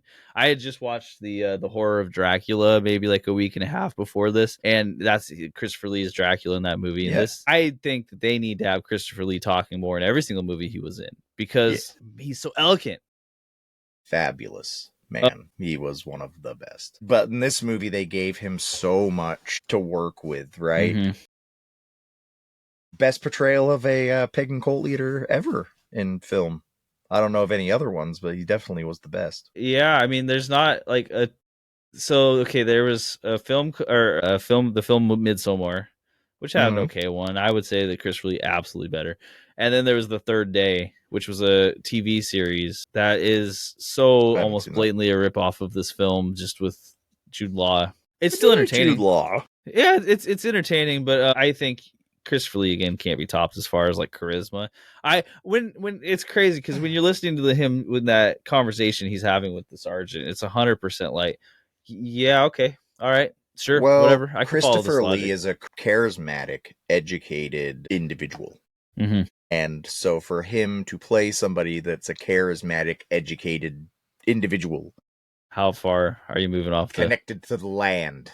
So he had to put plus connected to the land because he already had the first 2 parts nailed, right? He's like, well, I wake up like that. I'm one of the sexiest men in film. They get him in the suit with this plaid kilt, and they're doing those silhouette shots just to make the point. You know, they're like, look at this guy, look at him. I would feel bad if we didn't say Edward Woodward, and that's our cop. He did well with what he was given, I think. Was he in anything else of note? Yeah, the most popular recent film he was in was Hot Fuzz. He played Tom Weaver in that. Really? Yeah. So he's relatively, his face it's not going to be well known from that movie because he's much older in that film. Right. But he's been around. He kept acting for I saw quite a while. bunch of roles. I'll call kind of all in the same vein. Like Serious Guy number 3. And he passed in 2009. Okay. Britt Eklund, the lady who played Willow, she's still around. She's awesome. Shockingly, her dad in this film, the barkeep, he was only 4 years older than her. Not even 4 full years older. I'm telling you that on islands, especially with paganism, sometimes there are beings from the Fey realm, right? So I think that gentleman was some sort of satyr or goblin or something of that nature. He was ethereal. He's not of this world. That gentleman. He ran the Green Man in, right? Or whatever they called it. The Green Man in. Maybe and the Green Man is a wonderful idea that's portrayed in quite a few different movies, really. One recently that I know is kind of, you either love it or you hate it. The Green Knight, it was great. The Green Knight, and also Men. Have you watched Men? No. So Men, directed by Garland, the same guy who did Civil War and other such films. I did like Civil War. He directed a movie called Men that was a horror film, and it's about the Green Man, but through the lens of like trauma and the relationship that men and women have, especially when there is abuse of mental nature, not of physical nature. And I love that film. I thought it was so well done. It feels like a fairy tale in my head whenever I watch it, and in just the spookiest way possible, which is what I think you need for the Green Man. Right. And I just love seeing I'm a big believer in the Green Man. I have a Green Man in my house. See, I mean, that's awesome. Yeah. It's a great story. Like, as far as like the kind of history goes and like what it represents back then and stuff. It's and I love the creativity people can have with it, because there isn't, with that kind of history, there isn't a lot written down, and what is written down is generally stuff that came from Rome, that Romans wrote about what they saw in England. They weren't writing on paper back then. So it's like, it's hard to like history like that doesn't, it's through the lens of someone, through the lens of someone, through the lens of someone. But the story and the idea and the history of the Green Man is just so awesome. He's awesome. The Green Knight is awesome. Like, I love all of those kind of stories about that time, you know, post Iron Age England or post Bronze Age England. You should absolutely watch that film, Men. I will, because that's right up my alley. Yeah, I loved it personally, and it was great. I watched this in theaters with this. I want to say she was in her octogenarian at the very least, and she was dropped off by her son. She couldn't walk in there alone, and then she gets dropped off in the middle of this movie, and it ends up having like some of the most brutal scenes I've ever seen. And she's just smiling, you know. I was like, she was probably awesome. I know exactly. I was like, that's someone I should, you know, we should go up to and just say like, hey, sick. Right. You know. Okay, let's move on to acting. Let's talk about some of the acting, because the film, we've talked about some of the actors. As far as the quality of acting in it, I think this is, again, a movie that's going to be viewed through two lenses. If you're looking at the modern lens, it's got 70s camp kind of written in all over it in a lot of different places. It's also got exposition dumps that are done just through, you know, like Christopher Lee giving a little speech that tells you everything that just happened, right, or the reasoning behind it, right. But it's not. I don't think you have to, though, because we don't have 3 days to watch the movie. Yeah, exactly. It's and that's 100% true, because Christopher Lee then also breaks down the mystery at the end of the movie. He's like, here's everything that we did. Here's how it happened. And if you don't, it's pretty serious. Yeah, and if you don't do that, though, I'm sure that a lot of audiences are leaving very unhappy with the film, because like, I don't understand how any of that happened. But then, you know, right. The better ending would have been not to explain it. Mm-hmm. But the common denominator is that you have to. Yeah. Right. And I think that's why you get a lot of exposition dumps in movies, because people don't, you know, that's why most of the best movies don't have them. Well, you have to either account for media literacy, or you have to completely throw it away, right? You have to go, this movie's not made for everyone, or we're going to attempt to get everyone in on it by telling them what happened. The acting that they did in that movie, to me, is better now than when the movie came out. I think it holds up. I think that they do a great job. I don't think that I'm not in that age of time. So as far as I'm concerned, that is a very genuine representation of those people and that culture of that time in England or Scotland, you know. I didn't think anybody was a bad actor at all. I didn't feel like anybody was miscast. I didn't feel like any lines were terribly out of place with the actors. There was definitely parts, like you were saying, that I laughed out loud that wasn't humor then, but is funny now. The slow zoom in to Edward Woodward standing up and going, "What?" It's just a brilliant scene, but I don't think it landed the way it meant to. No, but that's the thing. I think it aged wonderfully with the acting. I think that it tiptoed the line of falling into camp, but then rebounds so hard out of it that I think they did a really good job with it. I think the actors did a good job with the material that they were given. I love the mom who runs the candy store, Mrs. Morrison. But every scene you go in there and she's just cutting a baby open, but it's a cake. It's wonderful. The things like that, though, like those actors, they all have that shine to them of being classically trained for the stage. They have that feeling to them, which doesn't always portray itself well in a movie. Sometimes it takes away from a movie, but being that it's about Scottish and British people with accents, like it leans into it more. And also it's culturally different for me, so I have a hard time telling the difference between thespians and people from England. It's like Hugh Grant is like, yeah, that's how people are. I've had this discussion about Korean films where I'm always like, the acting is amazing, but also I feel like that might be because I'm not from that culture. 100%. And that's exactly what I'm trying to say. Like, the acting feels great, feels very authentic to me. But Del Casa, salsa from the store made by Reese's potato salad is delicious too. So, like, I'm not the person to ask. My main guffs with the acting, and they're not a lot, right? It's very little in this film, so I'll just come off and say that immediately. But my main guff with the acting is that I think with Edward Woodward in particular, the Sergeant Howie, is that whenever he has to be either angry or sad or emotional, it comes across very one tone. When he's yelling about Jesus at the end, it's appropriate, but it doesn't feel emotional. It feels like he is channeling maybe like even older films from like the 40s and 50s. And did you have in your life when you were growing up, because I know we have an age difference between us, did you have any grandparents or things that were born in like were adults in the 50s? Yes, my grandparents on my father's side, they just act like that. That is true. I mean, I never once really saw them emotional. The only emotion I ever saw really from them was their lives were so traumatic, right? World War II, like what they lived through up until all of a sudden now we have grandkids and our children are off smoking weed in the woods and listening to music, and like those people had their asses kicked. And so they just didn't like emotion wasn't. I guess what I'm saying is the guy reminded me a lot of my granddad, not my pop from Canada, but my granddad is just like, doesn't matter. Just this is what it is. This is right. We go this way, and I will. Emotion wasn't getting shown this way or that way. Like obviously he's a jerk, but like it's not. He didn't come off as super emotional, right?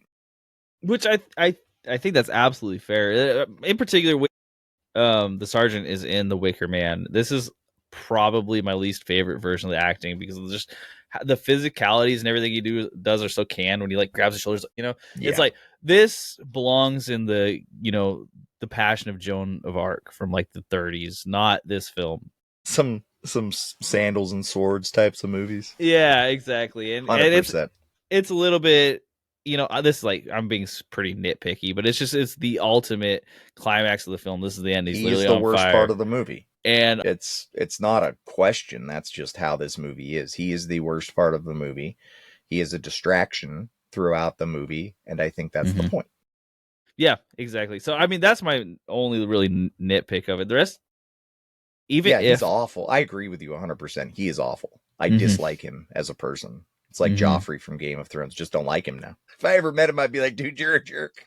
And that's the hard part for me with Christopher Lee. I do wonder how well he was acting in this film versus him just, being so smooth and suave of a person. He was being him.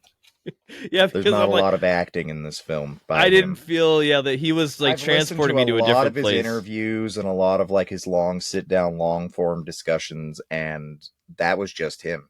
That what you're wearing, that turtleneck and that thing, I bet you that just came out of his closet and he showed up in it one day and they're like, yeah, and he's like, yeah, I know, right? See, I tried. I wore a scarf too, but I didn't have a yellow turtleneck.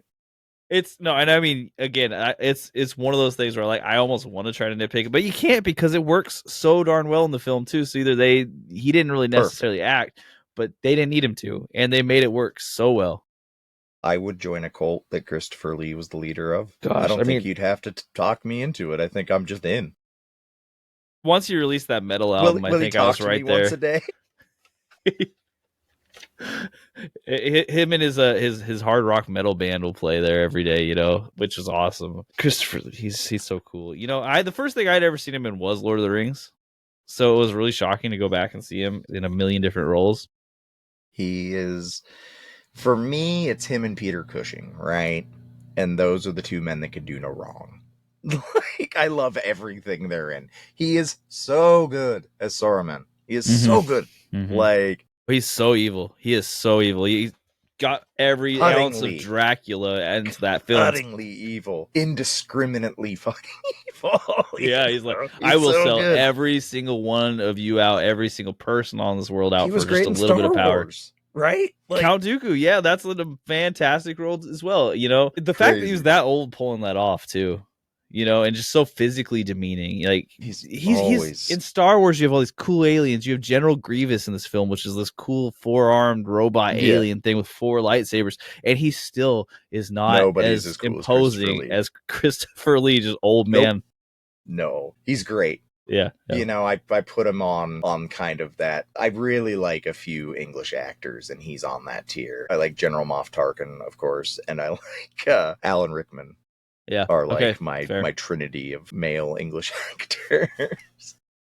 I don't think I have a trinity of male English actors yet, but I think I need to get those guys so much. Well, I just collect everything they do, right? Because I've never watched something of theirs where I felt like I wasted my time watching it. If nothing else, their part in it was enough for me to get joy out of it because they are so good at what they do.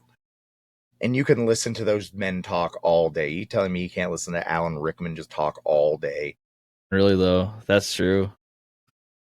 It would be hard for me not to include someone from the Monty Python's Flying Circus. I can't decide. Well, that's a whole different camp, right? And it is 100%. And every one of those guys is a legend. But that's like, for me, they fall into my Canadian comedy boat as well. So like SCTV and all of those kind of people, and just like the dry wit and humor. These 3 gentlemen I'm talking about generally tried to do very serious roles and generally tried to bring gravitas and strength to roles that might not have been taken very seriously. How do you really play Dracula like Bela Lugosi and not make it corny? Well, you be Christopher Lee. And that's true. Christopher Lee, it's interesting to me because I would say that the movies where I've seen him as Dracula, they're like not particularly well written. They're all kind of rehashes. They're of the serialized, same plot. right? Yeah. And yet just him being able to step into that role and still make it even vaguely interesting is such a testament to him. It's him. It's all just him. So that's why I'm saying those guys, I just find me a movie of theirs that they can't carry enough to make it watchable. Okay. I'll ask you about one particular real quick, and then we'll move on after this, I promise. But okay, did you ever watch Christopher Lee in his roles as Fu Manchu? I know that it exists. No. God, it's probably so terrible. It's just no. I'm really, Does really he trying actually hard. Play? Is it? Yeah, him casted Asian. He does, and he has like Mickey Rooney style. He's got the very cliche like mustache, and he wears now. Does he? Yes, he does, and he's got the gown. God damn it, Christopher Lee. The only film I watched was The Blood of Fu Manchu. How many were there? I believe there's 5-6 of them. Like Hardy Boy Adventures? Yeah. Mm-hmm. And that was the only one that was really difficult. I will never make an excuse for exploitation like that, ever. But so I'm not going to make an excuse for that or that movie, but there's a reason I probably haven't watched it. That's fair. Shockingly, it's like the first time I saw Breakfast at Tiffany's, and I was like, "What?" Mm-hmm. It's, the whole it doesn't get talked about very much, and this is probably not the place to talk about, but the yellow face movies that happened where they would cast these clearly non Asian what I'm talking folks about. Asians. Breakfast at Tiffany's is her neighbor, right? It's like the whitest actor in the world being the most racist. Yeah, but that's the worst accents and everything. It was a Hollywood most thing, offensive stereotype you could possibly think of. Yeah, and they played it off. Well, because they were making fun of them. Yeah. Okay. We'll move on. We'll move on. So I will agree with you that he made a bad choice being in those movies. But at the time, it probably seemed like, oh, this is fine. I can do anything. But I bet you if you could have interviewed him and asked him, do you feel good about making those movies? He would have said that was a terrible, terrible. Yeah, I would agree with that. He seemed to have really understood further on down the line, like the way things hit and sat. Yeah. So let's go ahead and we're going to move into our sequence where we give you some really sick facts. I'm going to have to hit some buttons real quick. Bam. 5 things you likely did not know. Yeah. So, Adam, why don't you kick us off here? So, the music in this movie, even though a lot of it was traditional music, it was written and it was composed. And the gentleman's name was Gary Carpenter, and Paul Giovanni did the writing. And do you know how they got into the right pagan mood, as he called it, to do the writing? How do they do it? They smoked dope, according to him. He used those words, smoked copious dope, to get into the right pagan mood. Ended up laughing too hard to play, is the story. And so I kind of I like to think that the island gods probably approved of that, right? I'm sure that they had no issue with that. The music, very traditional, feels very folk, like traditionalist, written by a bunch of guys smoking weed.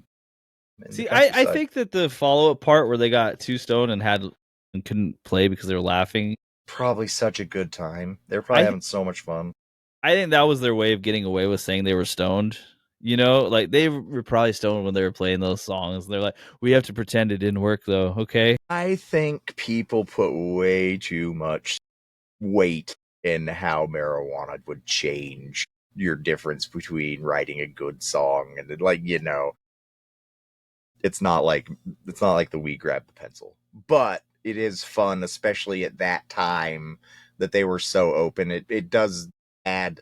The reason I thought it was an interesting fact is because it does add levity to the set and the stuff that they were doing. That because it does. Let's be honest, it does have that Woodstock vibe to it. That feeling of for freedom sure, yeah, and So I thought that was really of course you did. It's very 60s folky, and the vocal harmonies are awesome though. Like credit where it's due, the vocal harmonies are sick. So good, dude. Okay, my facts here I'm going to drop on you is that Sir Christopher Lee paid for his own press tour out of pocket. So this was his money that he did. And he went to every single stop in the USA willing to interview him about the movies. And, most of the places.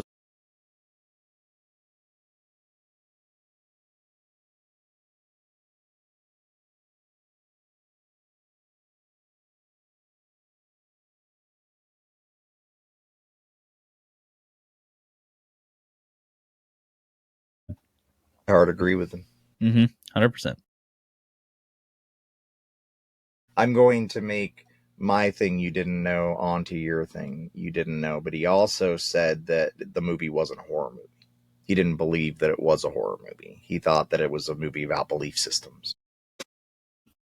Which, you know what, Christopher, I don't think anyone needs to tell them this. He was a very smart man. Belief systems, the clashing of them, and the cost of intolerance were what the movie was about. And I think that's where I'm getting a lot of my wording today with cost of intolerance kind of talk that I'm giving when it comes to the Christianity side of it. But I think he knew more what the movie was about than the person directing the movie, and I don't think that was abnormal for Christopher. Well, and Christopher Lee's also the one who talked about how the director and the writer didn't get along very well. It makes a lot of sense to me that the actors were all in on it. They're all like, yeah, this is what the movie we're making, even if the director's like, no, we want this to be about the detective coming and solving the mystery and still getting killed because he is a Christian man. Right. And then the Christians were upset. This is more just an interesting history fact. So the concept of Wicker Man comes from a single sentence in the Commentaries on the Garlic War by Julius Caesar. He claims that the Druids built effigies out of sticks and placed living men inside, then set them on fire to pray to their god. So these men were, typically criminals or slaves, and no one ever was able to verify Caesar's account. So it's just another one of these things where like someone could have been making that up the whole way through, and then we've used it to vilify people. But it's interesting. The idea of burning an effigy of a man, though, it carries on to this day. Mm-hmm. That's what Burning Man's about, right? Like the idea of burning something at the Harvest Festival to give, to honor. But like we were talking about earlier, through a lens, could it have happened that way? Sure. Does the Wicker Man they build to put him in look awesome?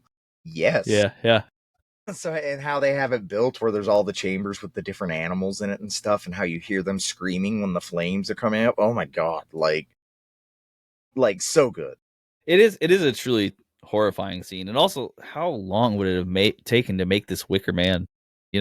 All year feels like, right? But who knows? Yeah, who knows? They're pagans. They probably just waved their hands and it appeared. Black magic and whatnot, right? They prayed to one of their wicker gods, and then I don't know if you had this one on there or not, but this was a lost print. The recreation, the one you have now, is a lost print. A lot of that stuff was lost. Was this your next one? Is that where I read this at? No. It was in the U.S. Film Vault, and it was marked disposal, and they were going to incinerate it. Brutal. And somebody grabbed it, and that's where you got the extended edition Wicker Man DVD today. But to me, irony, you almost burned the thing, Yeah, like, right. The movie about, it almost got symbolically burned in real life, right? I also heard that, and this is from Christopher Lee again, because he had a lot to say about this film, that even the versions now that we have, if he liked it, it was good, right? For sure. There's no chance that it wasn't. He has to be a man of taste, otherwise every belief system I have is a lie.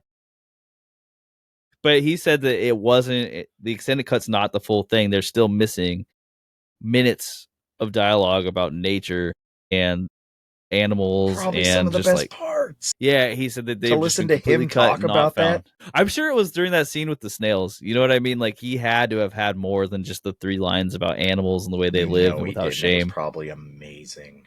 And it was probably too, what was the rating back then? Because it wasn't X, it was whatever. It was probably too mature, though, and they would have been beyond an R rating to keep going with that scene. I think it's even worse than that. I think the CIA cut it out because they realized too many people would have listened.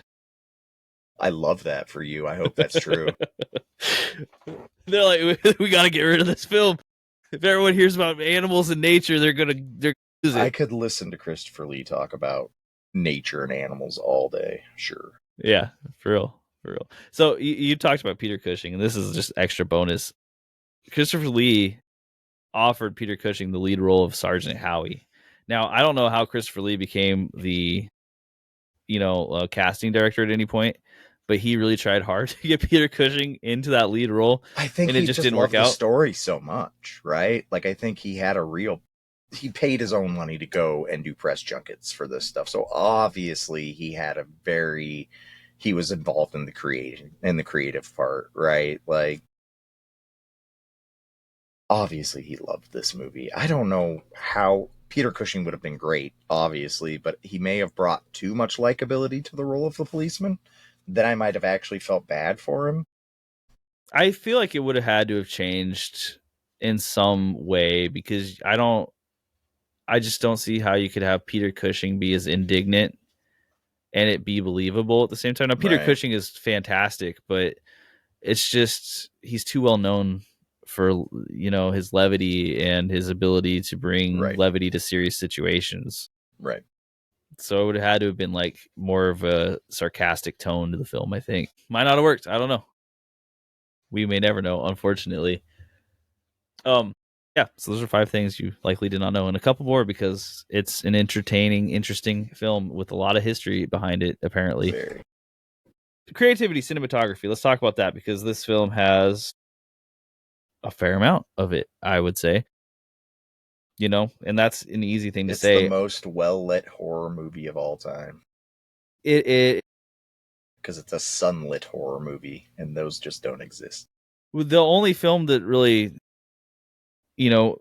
rivals it in that aspect is Midsommar, which is clearly so heavily inspired by it that it's not really fair to say that it rivals it. But, Midsommar also does the same thing of showing you everything that's happening because the real horror is the clashing of cultures that's happening and the misunderstandings. Right.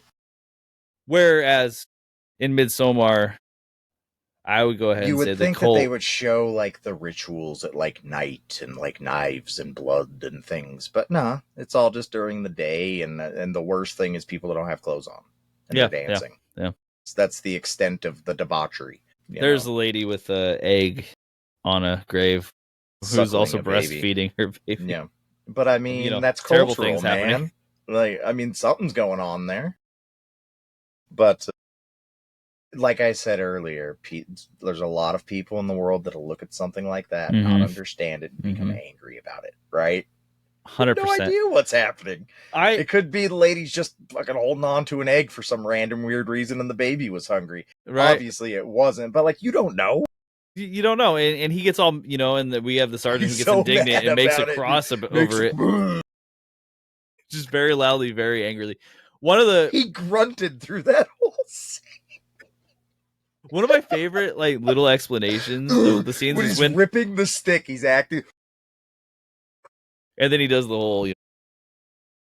One of my favorite things is when he's walked past the Stonehenge or the Circle of Rocks for the first time, and they're all all the ladies are dancing and they're naked, they're jumping over the fire as a ritual for, it sounds like, fertility of some sort, with another bomb song. Yeah, with another great song. And then Christopher Lee explains it's very simple. He's like, yeah, they're not wearing clothes because clothes catch on fire. Like, it's literally like the least nefarious reason to not wear clothes.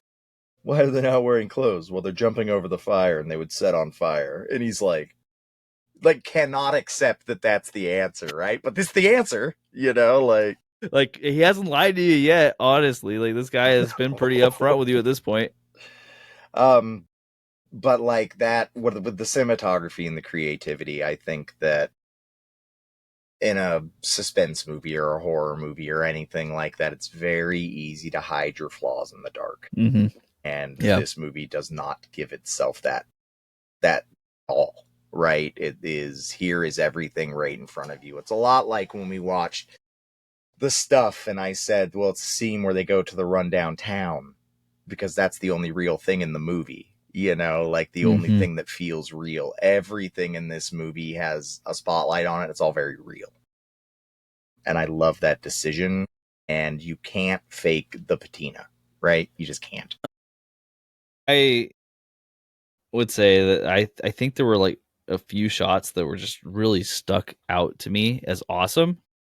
And for some reason, it has to be the house. But every time they had a shot from the harbor, and it was focused on the house, it was just a wonderfully framed shot. And I that house has something unique about it, because I don't think that they were doing anything exceptionally interesting. But every single time they looked at it, I'm like, this feels like a wonderful horror shot. You could watch an indie movie and it would look the exact same right now as it did then. And then when the masks start popping up, all the folks in the mask pop up for the first time, and it's right next to that house, it is so good. It just, it's shockingly they're cute little critters, though. They're not exactly. It's so mischievous. I agree with you. The only thing that makes it creepy is how out of place it is at that point in the film. You know, like you'd seen a couple masks. I wish it wasn't out of place. I wish that was just my life because it was so whimsical and fun. Like, I get that, like, ooh, that's creepy, but like, they're so cute. Those masks are so good, you know. And I know that that's not part of the. I guess it's part of the creativity, right? God, so good. They're so cute. I mean, imagine how much whimsical every single day would be if everyone who was wearing masks nowadays was forced to wear an animal mask instead. It would be a different world, I'll tell you what. As Ice shows up dressed as deer. I don't know. I mean, you know, I would watch that movie. I would watch it. Maybe that's the movie to make. Real dystopian. Hey, some director out there, like, hear this out. That's what you got to put out there. You know, who knows what it'll make it scarier or if it'll make it more whimsical. That scene, it's the framing of the wall and the home. There's layers, right? And there's so much space for chaos to happen that you're right. It is just like a palette of anxiety, kind of, because there could be anything behind this, or this, and it's building to like, and so it's kind of like the back rooms or looking down a really long hall or something. It's like, it's almost like a liminal space when you're looking at it, because to you it's flat, but like when all the heads pop up and everything, you know, you realize like how much is hidden within there. And like, oh, I love it. I loved it. Like when in the first scene you have all the old men coming up to the harbor to like look at him, right? And every single time someone's walking in, it just gave like that old exact men feeling. Do, kicking the tires, checking the guy out, you know. And they're all just laughing, you know. And then on the second scene, you also have like in the mask popping up, so it adds the depth to it. But it's also got a color pop with the boat, the red and blue boat, which is so cool. I love that shot. Every single time I saw it, I was like, this is phenomenal. This is just a great piece of photography in general, you know? So to add this as the start of the film, realistically, after he gets off that plane, it just felt so right to me. But of course, that's not the only piece, because we can talk about creativity in a lot of different ways. What about the interior of the hall, of his room, all of the history and things and wall adorations? And obviously it seemed really authentic to me. Yeah, it did. And it was a feast for the eyes of the things that were happening inside of that home. Like I paused it quite a few times to look at what was going on, because the maximalism of the whole thing, right? And the audacity of it, you know. And we were talking about the Lord Summerisle's home. Is that correct? Yeah. 100%. And it feels like something that a rich person would put together at that time. You know, like just filthy rich, has nothing exactly to do with the money, so they're just filling their home with things that look beautiful. You know. Yeah. The wall of guns as he's popping up, and there's just like 8 or 9 of these just really crazy looking rifles on the wall. Big old elephant rifles, yeah. Spears and armor, and it looks good, and it also taps into this man is incredibly wealthy. You know, like he is the lord of this island. There's no doubt about that. He's English rich. Inherited title rich. Like, and there's a reason why he hasn't been messed with on this island. If you know what I mean? Lord before your name, you're probably doing all right. Yeah, that's true. I liked every scene in the graveyard. Yes. We already talked about it, but the umbilical cord tree is such a cool shot just in general. It reminds me immediately of something out of a David Lynch film, you know, like where it's got this, you have a tree with an umbilical cord. And that's all it is. But when you look at it, it just gives off this, I don't want to say eerie is the right word, but everything feels so out of place in that particular scene that you can imagine what looking at it is like. It almost transports you. And it's just a shot of a tree with the random piece of skin. It would have bothered me at all in real life, and it bothers him so much. And that's and it's just ritualistic, right? Like I don't even think there's a lot to look into as far as like the ritual of it goes. It's almost like, you know, I know some people freeze them things and stuff, but like you're taking their their tree and letting them feed it, right? Like, awesome. The symbolism's great. In real life, that's great. You know, like, yeah, it's kind of gross, but who am I to judge? It's not even that far off from like modern day practices, because they sell the compostable boxes now that come with a tree seed planted into them. And that's what I've told my wife. Like, just bury me. Just let things eat me. Just throw me in the ocean. I don't care. Because I feel the same way they do once I leave my body. Like, well, instead of wasting a bunch of energy to burn me into a dust and like do all of these things, because don't worry about desecrating my body. I don't care. Throw it in a hole and let bugs eat me. At least I'm still of use. The burning hand, again, I've only ever seen it on an album cover, and that album cover is one of my favorite album covers. To see it used in a movie, even if it doesn't make all of the sense in the world to me, is just awesome. Love it. And there could absolutely be a bigger meaning behind it that I don't know about. When I was said earlier, I did a lot of research on this stuff. That doesn't mean that I exhausted resources, right? I learned about the stuff that I wanted to learn about. I do know that hands and hand candles and things like that have been used in Santeria. So there's a very good chance that there could be some sort of connection there. But now you have homework. I got it, actually. That's the beauty of the internet nowadays. Okay, I'm gonna read this. While I was talking, you're like... I'm like, okay. We don't have it. Well, let's get it. So the hand with burning fingers refers to the hand of glory, a macabre talisman from European folklore, which is a mummified severed hand, typically from a hanged criminal used by thieves. When lit, its fingers supposedly put people in the house to sleep, allowing the thief to bypass locks, and could only be extinguished with milk or blood. It was a thieves' tool. The thumb not lighting signified that a person stayed awake inside the house. That's dude. I told you this movie nailed all of its stuff. The stuff I knew they had nailed. That's so awesome, though. Was that old lady a thief, you think? She must have been. Either that or like they're just assuming that it's close enough. I mean, but he also didn't fall asleep. No, did the thumb... Now I gotta go back and watch it. Does the thumb not light? The thumb is lit. I have a picture of it in front of me. That's awesome, though. It is awesome. I love that is based in something that is legit. That is crazy talk. That's so awesome. Right. I love it. We have to talk about the masks as far as creativity goes, because so we've seen masks used in, I want to say, most popularly The Strangers recently and The Purge. Those are very mask heavy movies.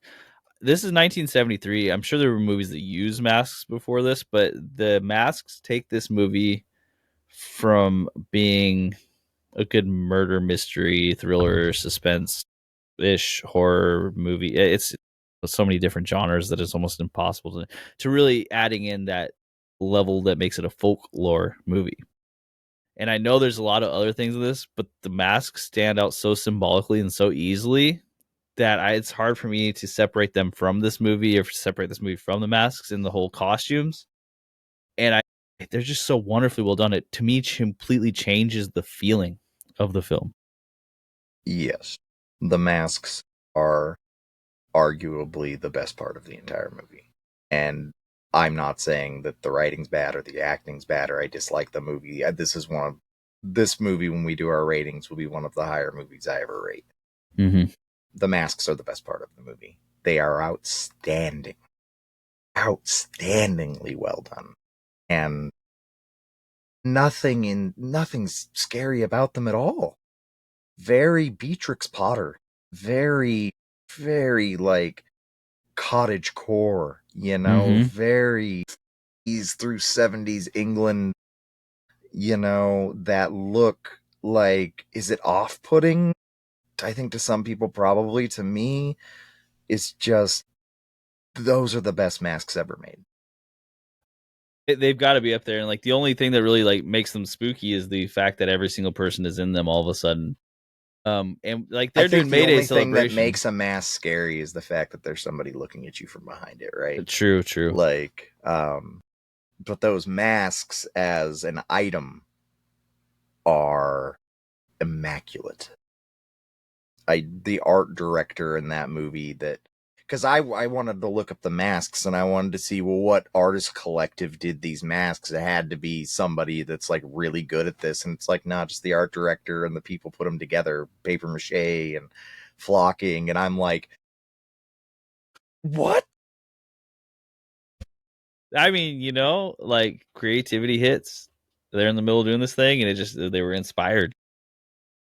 I would wear any one of those masks. They're all so good. And he put the fish mask on at the beginning of the episode, and that is one of the best masks in the movie, is the salmon of knowledge. Yeah. It's so cool. The fish mask has always stuck with me, and it's so simple too. Like it's very, very simple, and yet it is so impactful and effective. And one thing that I will say that this movie did really well with the mask too, in my opinion, is that when he went on the boat, he found a mask, and it was the fish mask, and it was like, okay, so not only do the masks have meaning deeper than this, but they also represent the person who's wearing the mask, so they are important. That was like the super clear part of the movie. Like, it's not like personas or anything, but everybody in that culture, they all have spirit animals, right? And all of their masks are interpretations of their strengths, who they are as a person. So like all of their animals has to do with what they do in real life, right? So yeah. Right. And see, it wasn't as clear to me until I saw this part, but this part made it very clear without having to say it. It just showed it, and this is one of those times where they didn't have to use exposition, and just that idea that, okay, here it is. Yeah. The fisherman was the salmon of knowledge. Yeah. It was, it was really clever. I would love to be a part of a community like that. For real. I mean, can a community like that even really exist nowadays? Whole different art. Yeah. No. It can't. There's too much information, too much anger, too much red tape. There's too many divisions. The tension building that happens during the whole entire parade scene is just wonderful. When he knocks out the innkeeper, steals the costume that's, again, he read the book. It's arguably the most important costume. So he's bold enough to say, I'll take this role as someone who I have no idea what they're supposed to do. Punch, for those listening, and Punch is a jester figure from British folklore. But anyways, he's more than just a jester. He's also a bit of a miscreant and not a great guy necessarily, old Punch. But very mischievous and very animated and active, and like, yeah, so. And he gets to be king for a day during Mayday. They let the idiot be a king for a day. And of course, this is the guy who he's, going into a completely unknown ritual besides reading one book about it the day before. Right. And he's like, okay, I got this. Let's do this. Christopher Lee's all, bro, pick it up. They knew from the get-go, right? I mean, they explained much, but but at that point you still don't know that they know, right? And the tension building is so good because you're like, oh man, this guy he's not going to pull this off, and he doesn't at first. And then you get to the sword scene, and the sword scene is just pure tension building because they're like, oh, you could get your head chopped off right now. What happens if you do? And they ramp up the tension just over and over and over again, right up to this Wicker Man. Whereas before, I would say it was very intriguing, but I don't know how much tension there was as far as, like who could get hurt at what time. This parade scene picks that up fast, and it's like, okay, now we're all in danger right now. And it is so, in my opinion, masterful. It's all just chance, you know? Like, who's chosen? Again, he knows because everyone else in this is in on it. The person who has the mask ready to get chopped off. By this point, you figure out, like, this is when you start to figure out, like, he's the chosen one. Yeah. And it seems pretty clear that he would also start figuring that out. The one credit I will give to this cop, and this isn't related to creativity and cinematography, is that as soon as he does see the lady he's been going after, the girl he's been going after this whole time, he doesn't take a second. He does just rush to help her. You know, like there's something to be said about like his version of heroicism and confidence that he just immediately runs to help her. Once again, somebody that is not in any harm's way and is physically perfectly fine and doesn't really seem all that worried. But the words she uses, she does build into his story. But like, yeah, run head first, man. He did. He did, and he paid for it. He ran head first right into the fires of hell. He didn't stop to ask a question. He didn't do any of that. Nope. Like he goes straight through the caves and climbs out the top, you know, and it's like these guys look like they're going to stop him. Police officers should carry guns, I guess. Gun would have handled this whole situation. It would have changed it. I mean, you know. God. He could have just pulled it out and been like, everybody freeze. This is fucked up. The issue is that he would have pulled it out way earlier for no reason. Oh, yeah. You know, like he would have been Lord somewhere else and they'd be like, they're not wearing clothes because they would catch on fire. And he'd pull out a gun and be like, you say that again. He would have shot everyone. You're heathens, kapow, pow, pow, you know? And the cinematography there, though, with the parade leading up to the effigy, and the effigy is a man that's standing there, and it's boughs that are woven together to form a man, and within the man are cages. And in those cages, they put sheep and chickens, and I remember sheep and chickens. I don't know if there was a cow, but a dude in the chest, and the dude is dude. That Wicker Man is gorgeous. Yeah, that whole really scene is gorgeous. I can smell it there. It smells like the ocean, you know, that kind of ocean, like Pacific Northwest up near Seattle ocean. You can see that kind of cold water. Like it's, other than him burning to death, it's so cozy. Yeah, it's exceptionally well. It's beautiful cinematography and the shots that they get. And I know you're saying some of them were shot off-site, but the natural beauty that they use to as a plot device is just being able to see beauty in things that a lot of people walk by every day is something that I'm a big fan of, and this movie does that in spades.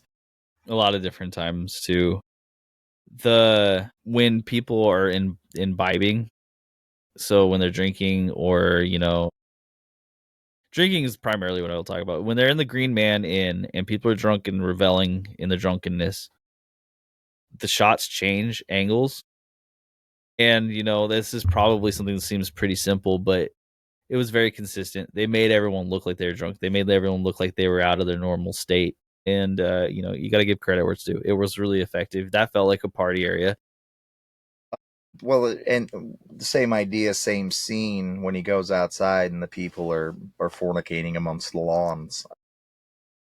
The out of focus, the in focus, the moving, it's rhythmic and it's pulsating and it's sexual. How they're running the camera is like looking at somebody's face as, you know, you move in and out. And it's like they are in focus, out of focus, in focus, out of focus. It like they're moving the camera like rhythmically to what they're doing. And it's a very, like the drunk part, it is putting you in the situation where you feel the motion of what's happening, right? And when she's dancing up against the wall and how they do the camera with that too, and that whole scene and what that looks like, the camera's dancing with them and it gives you and your brain, your inner ear, that feeling of motion amongst it. So the drunken stumbling feeling or that rhythmic feeling of making love is like portrayed through what almost could be, like, if you aren't aware of what you're looking at, could almost be construed as bad filmmaking, like out of focus shots and jarry movements, but it's so well done. I agree with you. It's so well done. So on a whole, I mean, I think it was just a fantastic looking movie that took some really, you know, interesting angles at a lot of what it built. I don't have any specific things that stood out as, wow, that sucked, which is great because, you know, a lot of movies you have one or two of those things where you're like, wow, that's just jarringly bad. That feels like they threw it out there. They were, you know, getting lazy. They didn't have enough money anymore. The thing that felt jarringly bad in this movie was the premise of the movie, right? Yeah. Yeah. That was the that's the part that sucked, was that this had to happen at all. And so that's the movie, that's the point, me though, when I watch things, and like, my secondhand embarrassment is so real. I get it so bad, and I was secondhand embarrassed for this guy so many times, and I'm like, figure it out, dude. These people are awesome. Yeah, right. Like, this is they have a thing that is working very well for them by all. You haven't had like one person sneak up and be like, "This sucks. This is the worst thing ever. I hate this. We're all gonna die." Stoked. Everyone is and in for on all it. you know, they've brought you there. See, this is how I theory craft, but here's what I thought. They brought him to the island, and there was two choices. We're going to sacrifice you, or you're going to become the partner of the barmaid's daughter. Mm-hmm. Mm-hmm. I think that was an option for him to live there amongst them, and that would be his love. And like, I feel like that was an absolute option for him, that he did not take, because God would have been mad. But and that makes sense to me, because it's like, he's engaged. I get it. You can't just be sleeping with people's, but like, the fact that there was something, and maybe this is like Garden of Eden or something, or like the veil between heaven and hell or something like that, but to be so close to paradise and to rip it away from yourself, seems very Dante's Inferno to me. Yeah. And the fact that, I think, and I'm a bad Christian because I'm not one at all, but I assume that guilt, maybe that's Catholicism, but like, how bad he felt that he liked, because you could tell that he liked what was happening, at least within the scene of when he was alone in his room where nobody was watching, right? Mm-hmm. And like, he was actually himself for a moment. You could see that he loved what was going on, but just like could not allow himself to enjoy it at all, any part of it. Nope. And how they, with the camera angles that they would use when they would show people doing things, a lot of times it's a far off shot of a bunch of people having a great time, and then they would pan to him looking pensively out a window, mad at them, like this person but they used a lot of shots where you could see him in a very narrow space looking out into a very broad space, and like, somehow that was everybody else's fault. Yeah. No, 100%. The whole characterization of him in his bedroom, where he's just like, okay, I pray and then I go immediately to bed and I try my best to fall asleep and stay asleep. I punch myself in the crotch to not have impure thoughts. It was great. I mean, again, if the director didn't realize what he was doing, that's crazy to me. Like, he had to have been involved in this. Brother, some of the best things are because of that, in spite of that person, right? You can't. This is one of those movies, and I think it's in spite of it. You know what I'm saying? I think it is. That makes sense why it's in so many. Why I would categorize it as so many different genres and say it's so unique. Is like they missed a mark somewhere, and that made the mark so much better. Right. I think the guy misunderstood the story, right, and did try to make it like good guy cop movie. And I assume the writer was like, it's not really good guy cop movie, it's bad Christian cop movie. And he's like, that's not possible. That's not how things are. He's like, excuse me, in this day, no way. We are a God-fearing country. But luckily, it does seem like all the actors knew, like they were in on it. Everyone was in on it except for him. They're like, we'll accidentally walk you into making this. It's fine. Right. Is there any other particular scenes you want to point out that you love? There's many good ones. I don't think the mask scene is really touchable, and the same one you like, where they come out from behind that, and the marching scene. It's so. I am a big fan of 70s exploitation stuff. It is from a different time, and when you look at it through a lens of history and what was going on, there's a lot of things back then that seem barely risque or not at all now, that was a huge effing deal back then. I know that you feel like it was on the borderline of camp, but the pure sexuality in the scene between him and her through the wall was one of those things that was on the line, right? But ended up to me to be so good. Very 70s disco, right? Very cocaine-fueled dance moves. You know, I get what you're saying. But it was primal, and that's hard to capture. She was amazing in this movie with her raw sexuality. Did you know that the full nude actress was a different actress? No, didn't need to be. It's her face. 100%, yeah. It had nothing to do with the body of the women. It's like the woman in the tub when he comes into the room, right? You don't look at her body in the tub because it's actually kind of gross. She's sitting in dingy water, like washing herself with a rag. There's nothing sexual about it.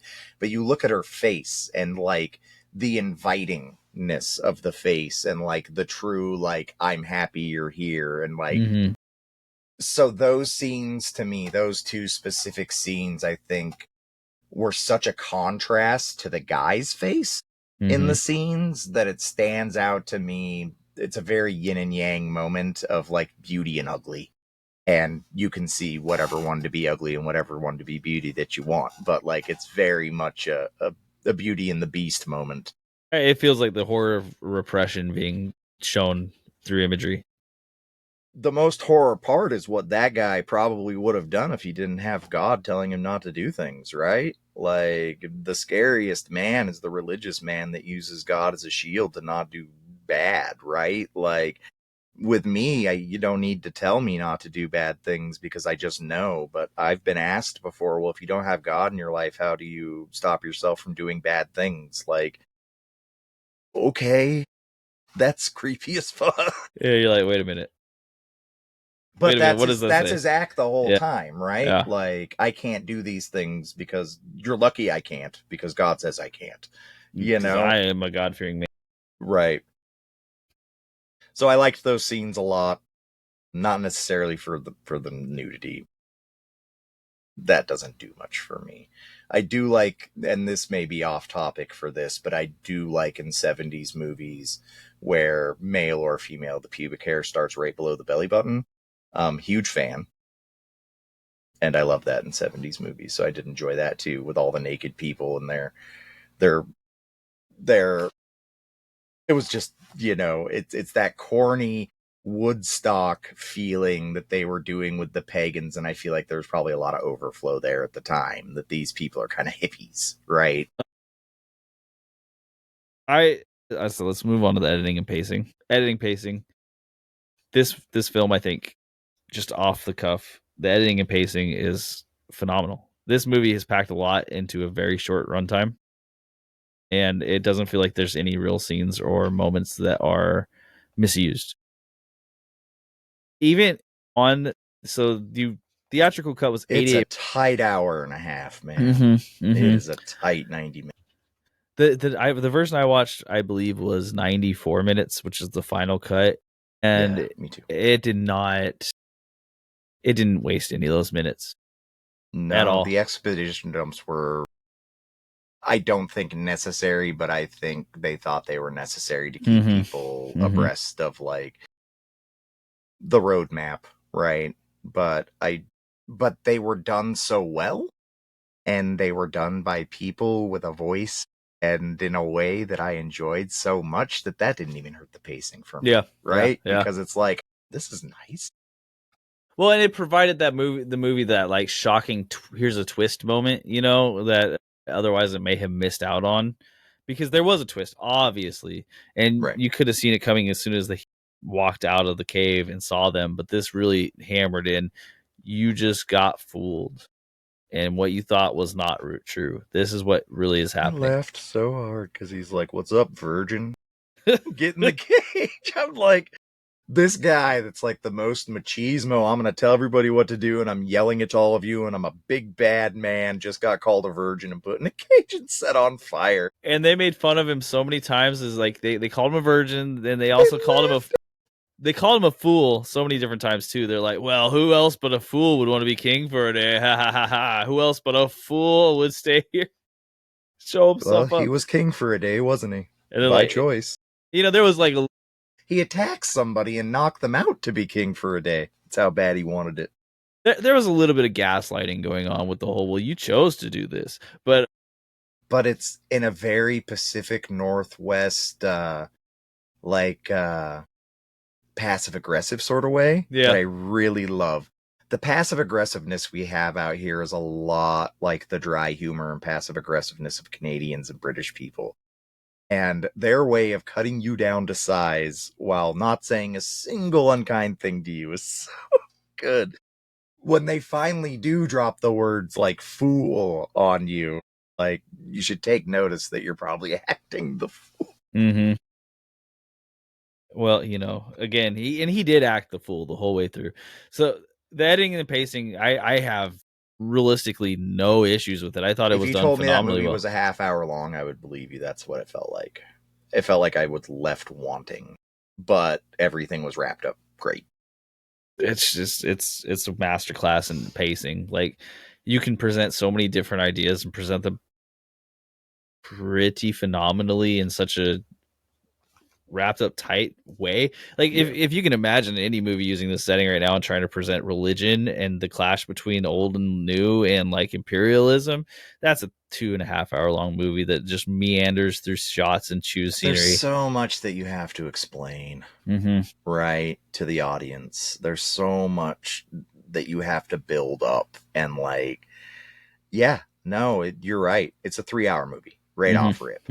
Back in the day, and especially around this time and going beyond this time, people that watch movies will notice that a lot of movies started taking on the 90-minute runtime. And the 90-minute runtime is because that's what comfortably felt would go onto a spool for the movie theaters, or comfortably what would be put onto a VHS or a Betamax tape. Love that. And so a lot of movies got edited down. Like 2 hours was the maximum. And then otherwise you're going into box sets, right? And that's not something they like to do. So even with a lot of old movies, like The Wicker Man, as they brought it out, they chopped up even more. But that's why you kind of that's why I was using the word like neat. They try to neaten the movies up. I feel like this movie was neatened up, but there was still enough fat on it to be delicious. Yeah. They didn't trim it too much. All the scenery chewing scenes were done for reasons, or so that way you could get more of the Corn Rigs or Bonnie song. You're thinking that while you're falling asleep tonight. 100%. It's just so catchy. I don't know how it manages to be that catchy. I had to look up what Bonnie actually meant, because I was like, I don't know what they're really trying to say here. And it's just beautiful. That's it. It's very simple. Yeah. In case anyone wanted to know. I want to live that life. And speaking of the Corn Rigs or Bonnie, not right, Bonnie. Let's talk about music. We already talked about it. The music, I think, if you were like me when I first watched this film a while back, and you're not paying a lot of attention, the music is jarring. It's out of place. It feels bad. But I want to be clear about this. If you are paying attention and you are in the film, the music elevates it so strongly and gives the sense of whimsy to the community itself that is needed to show how happy and integrated this community is, because they are all so into this. They're willing to sing, dance. They're there for it. Like, this is who they are. The music is part of their life. Listen to what I wrote down here. The pacing mirrors ritual itself. And I mean, that's right. It's really well accomplished. It's cyclical. It's repetitive. It's rhythmic, but it's not building to a twist. It's building to a culmination, right? And there's no like major tonal shift. It is a constant build, and they reuse it, but you're inside the ritual before you know it even happens, right? Like, it's happening, but you've been walked there by the soundtrack the whole time. You're right. In some parts, it almost gets corny. It almost gets campy. It's almost people looking into the camera and singing, but they pull away from it enough. And again, once I'm happy I'm doing this version of it, because my opinion on the movie has shifted just from being 100% dedicated to the film itself, which is hard when, you know, you're watching it inside of houses with people or whatever have you.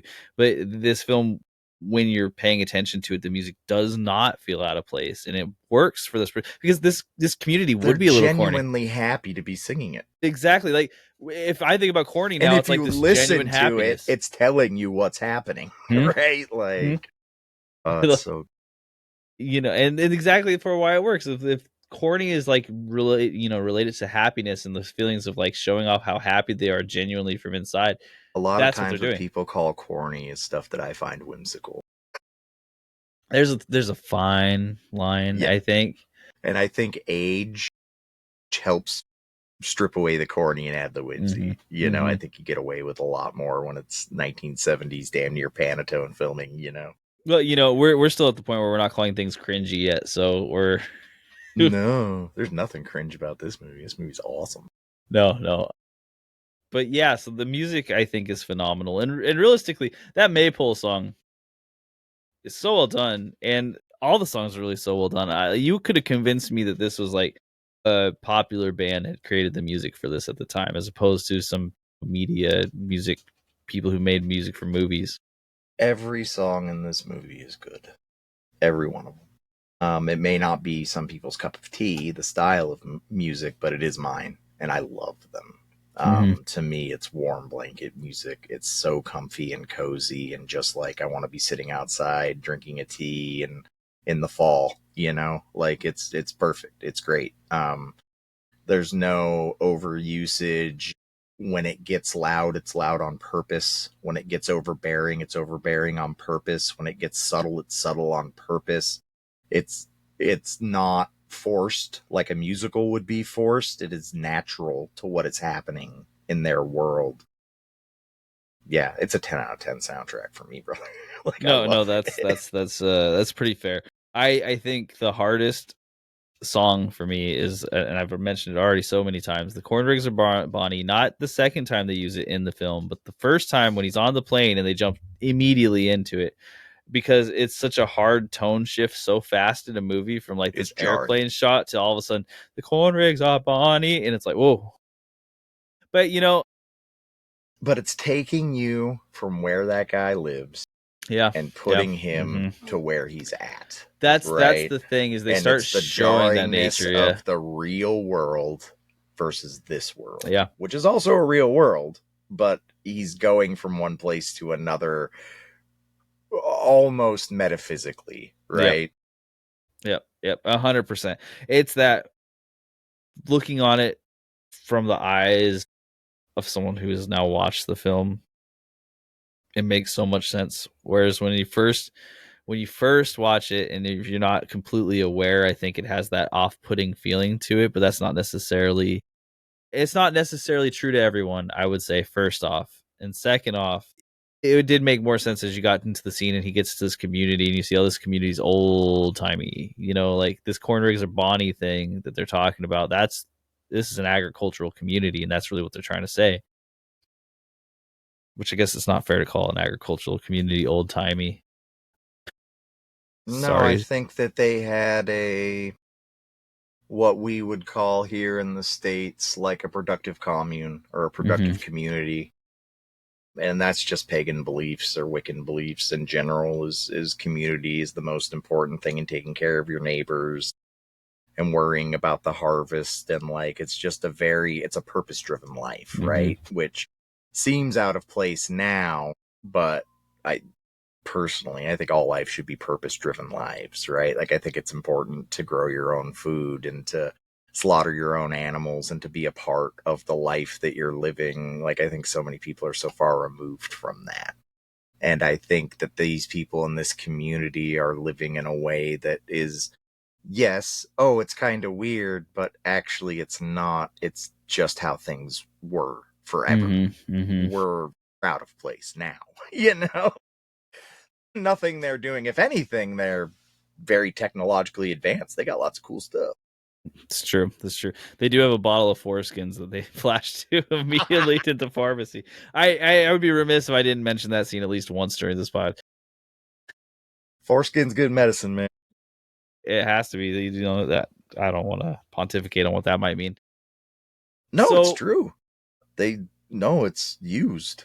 Yeah. It's because of the stem cells in it. They use it in rejuvenation products, skin rejuvenation, skincare. And they get recycled, brother. Christopher Lee does mention rejuvenation at least once in this film. Yeah. I think his version is a little different. They're probably just rubbing baby foreskins all over their face. It's cool. Don't worry about it. Well, yeah, that's where life comes from. It's fucked up, but it's real. That's one of those things, truth and fiction and whatnot. But yeah, no. I assume that in 1973 it scared some people when they saw it. They're like, oh God. But now I saw it again. It was like, yeah, someone's doing something with these, and that's just what happens. So let's move on to our final section before the final review. Your 3 favorite scenes of the film. And we can repeat scenes. And also, I'm sure you've already heard us talk about these scenes. You've definitely already heard me talk about my scenes. Me too. I'll go ahead and start us off here on this one. So my favorite scene of this whole entire film is the discussion of reasoning for the Isle between Lord Summerisle and Sergeant Howie. Particularly the discussion between them and the ultimate moment in the movie for me.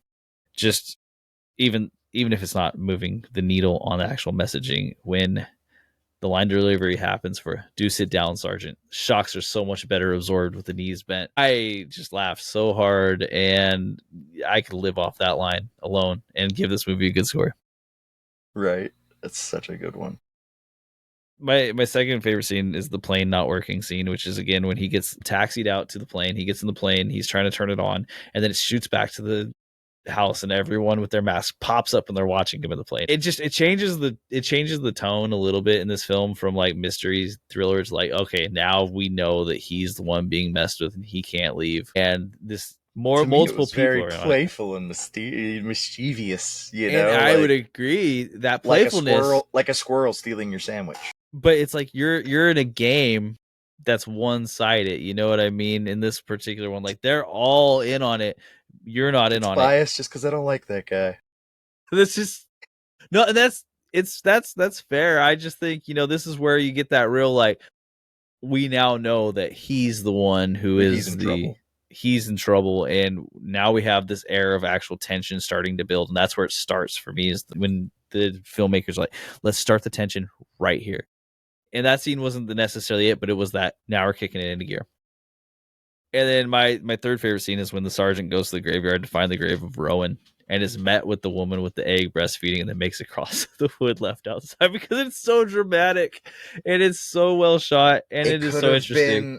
It could have been like pagan like it was, or it could have been dystopian future like Mad Max, or it could have been the scene. Yes, it was just a cut scene that you could show to somebody and they couldn't tell you when it was, right? Like, because it did look so dystopian yet so like pure yet like that's a good one.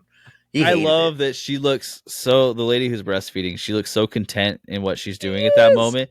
And then he builds the cross and he does all that stuff and she's like scared. She's like, oh no. And it's like the first time where you see him doing something that's off-putting for everyone else. I mean, not the first time, but it's one of those few times where you're like, what she's doing looks creepy, but she's fine with it. And the baby's fine with it clearly. And like the egg don't care. And everyone's doing well until he shows up and has to build this cross very verbally and loud. And just angrily. He grunts the whole time he does it. He's ripping bark, paper thin bark, and he's grunting. And then he leaves it there. It's just a wonderful scene, in my opinion. I love those. Yeah. So those are my 3 favorites. Adam, what are you? I like the classroom scene. So when he comes in and he shows the photo to all of the girls are in class, the boys are outside wrapping the maypole. And they're having nature-based lessons inside, right? And he barges in and demands to know what's going on and why they're being taught like this, and talks to the teacher. And it has nothing to do with the interaction between the teacher and him at all. To me, it's the children's defiance of him. And the defiance of anger and cruelty and somebody calling them names coming into their space. And it does nothing to them. They don't care at all. And what an allegory for a great way to live your life. Just don't worry about what these people think. And they embody it. And I love that scene because those girls are cold as ice. They just don't care. No. Look at my beetle. They're little kids, man, and then you come in here and you start yelling at them about something that they're like, "This is good. This is fine. We've been told this is fine forever. Who are you?" So whatever, I dude. love that scene. Was great. I loved it. It set it. That's where the tone really got set for me. That this guy's a bit unhinged as well, right? Like he's losing the plot. 100%. He drops the whole England is a British country. Right. I am it's a here Christian acting country on behalf of, and I am pretty much, I'm the hand of justice and I will cut you down if you stand in my way. Mm-hmm. Low song scene. I've already talked about it and made you uncomfortable. I loved it. I think it's beautiful. It is a lot of that acid dance scene from back in the day. Had you have overimposed lava lamps and technicolors over the dance scene, it probably would have read like a lot of, like everything that was coming out then, but it was two different worlds that were separated by a wall, and both worlds wanted the same thing, but an invisible force that was actually nothing is what kept those two worlds apart, right? The idea, the wall to me was meant to be his spiritual shield, right? Like that's what's keeping him from temptation. And I saw it as opposite. The wall that he built is what's keeping him from having a meaningful life, right? And so I loved that scene. I thought it was great. And we talked about it once again already, but where he's screaming over everybody as he's burning to death. And it's all about him. And it's all about God. And it's all about him. And what's happening there. And as he burns to death and nobody listens to a single word that he's saying except for the air, it really proves to me the whole point of the story, which is it's futile. Everything he's doing, it doesn't matter, right? He really has no power. None of these people really have any power, right? It is his misunderstanding of, well, I'm the king's man, and I'm a man of God, and I have all of these people protecting me, and I'm the most powerful thing on this island now, and you will all do what I tell you to do, to only find that you burn with the animals. And then to the last breath, you are still trying to make yourself the most important thing, right? Like, it's all about me, right? Like, God, please don't let me burn like in hell. Like, brother, it's happening. These things are already in motion, and there's no stopping them at this point. If God was going to help you, it probably would have been a few minutes ago. And when you point that out, it does make a good metaphor for religion in general. Is this idea that you have no connection or no control over what's happening around you anymore? No. And then sometimes you burn to death. God doesn't put it out. There's a whole ocean full of water right there God could have used to put out that fire. He did not. That rain could have kicked up at any second. Just let it go. It's England. When is it not raining? It's sick. Almost like God went out of his way to have a sunny day. He's like, yeah, no, this has to happen. Trust me. He's like, bro, you're trust burning. me. I mean, and even with Lord Summer Isles, his acknowledgement, he's like, well, okay, we'll make you a martyr in your religion. That's fine. This is what you want. Yeah, he's like, that is, you're and that going to sit among the table with the saints. Prophecy the whole time, right? Like, and like, I almost feel like he was respectful in that way. He's like, you will sit with the saints. You'll be the person you've always who's revered. Isn't this what you want? Right? Yeah. Again, how you're acting, big dog. It might be a little bit of gaslighting, but religion's good at that either which way. Gaslighting of the religious person who is persecuting everyone, to me, was always a good feeling during this movie. That's fair. I feel like he got what he deserved in a lot of ways, and like, I don't like feeling that way. I don't think anybody should ever harm somebody else. That's like a personal belief of mine, but like, once again, this movie did not have the intended effect on me that the director thought it was going to have. I cheered for the bad guys the whole time. Well, it's like, you guys are awesome. Kill him. Get him off your island. He's just going to screw everything up. And it is interesting because I think like the idea of having a community that you're unfamiliar with being completely alien to you and also wanting your death for their benefit is a scary idea. Right, but it's this almost like tolerance. You could have married question. the innkeeper's daughter and lived there for the rest of your life and just had the best time, though. 100%. And this community doesn't deserve to be torn apart like he was threatening to tear it apart for being different. No. But and that's where the confusion lies. And I think it's one of these questions that's never been answered by society and will likely never be answered by society, right? Is that when you come in and you are judging a whole entire community and the community rejects you for that judgment, who is the right party in this question? And we can say, well, one side clearly killed the other man, right? But he was threatening to kill their way of life. Right. It's a folk parable, right? Mm-hmm. Though it's organized religion collides with the old gods or older truth, right? And it's a story as old as time, right? Mm-hmm. You demonize the old to bring in the new, right? Which usually comes with a culling. So let's give our final reviews. I'll let you go first on this one, Adam. This is the most honest portrayal of paganism ever put onto film. It's messy, it's sensual, it's reverent, and I would say that as a whole, it's misunderstood by people who watch it that are looking for evil, right? Mm-hmm. There's no evil in this movie. There's humanity, and humanity isn't good or evil. It's everything. It's hard to portray something in a way that I will sit there and take it seriously. Most movies I can take parts seriously enough to get the point. This movie I took seriously the whole way through because I enjoyed the subject matter so much. Could it have been better? Yeah, barely. 9.5. Fair. I love this movie. Love it. It's not Valley Girl, but it's really good. Yeah, I'm not too far off from you, just to give you a heads up like this. So for me, the story in this film is a wonderful mystery that turns into something that was really probably very novel at that time in the folk horror. And it doesn't always sit there, but it does allow itself to fully go there. And it has, hints the whole way through. The only negative I have on the story is an exposition dump. That's pretty intense.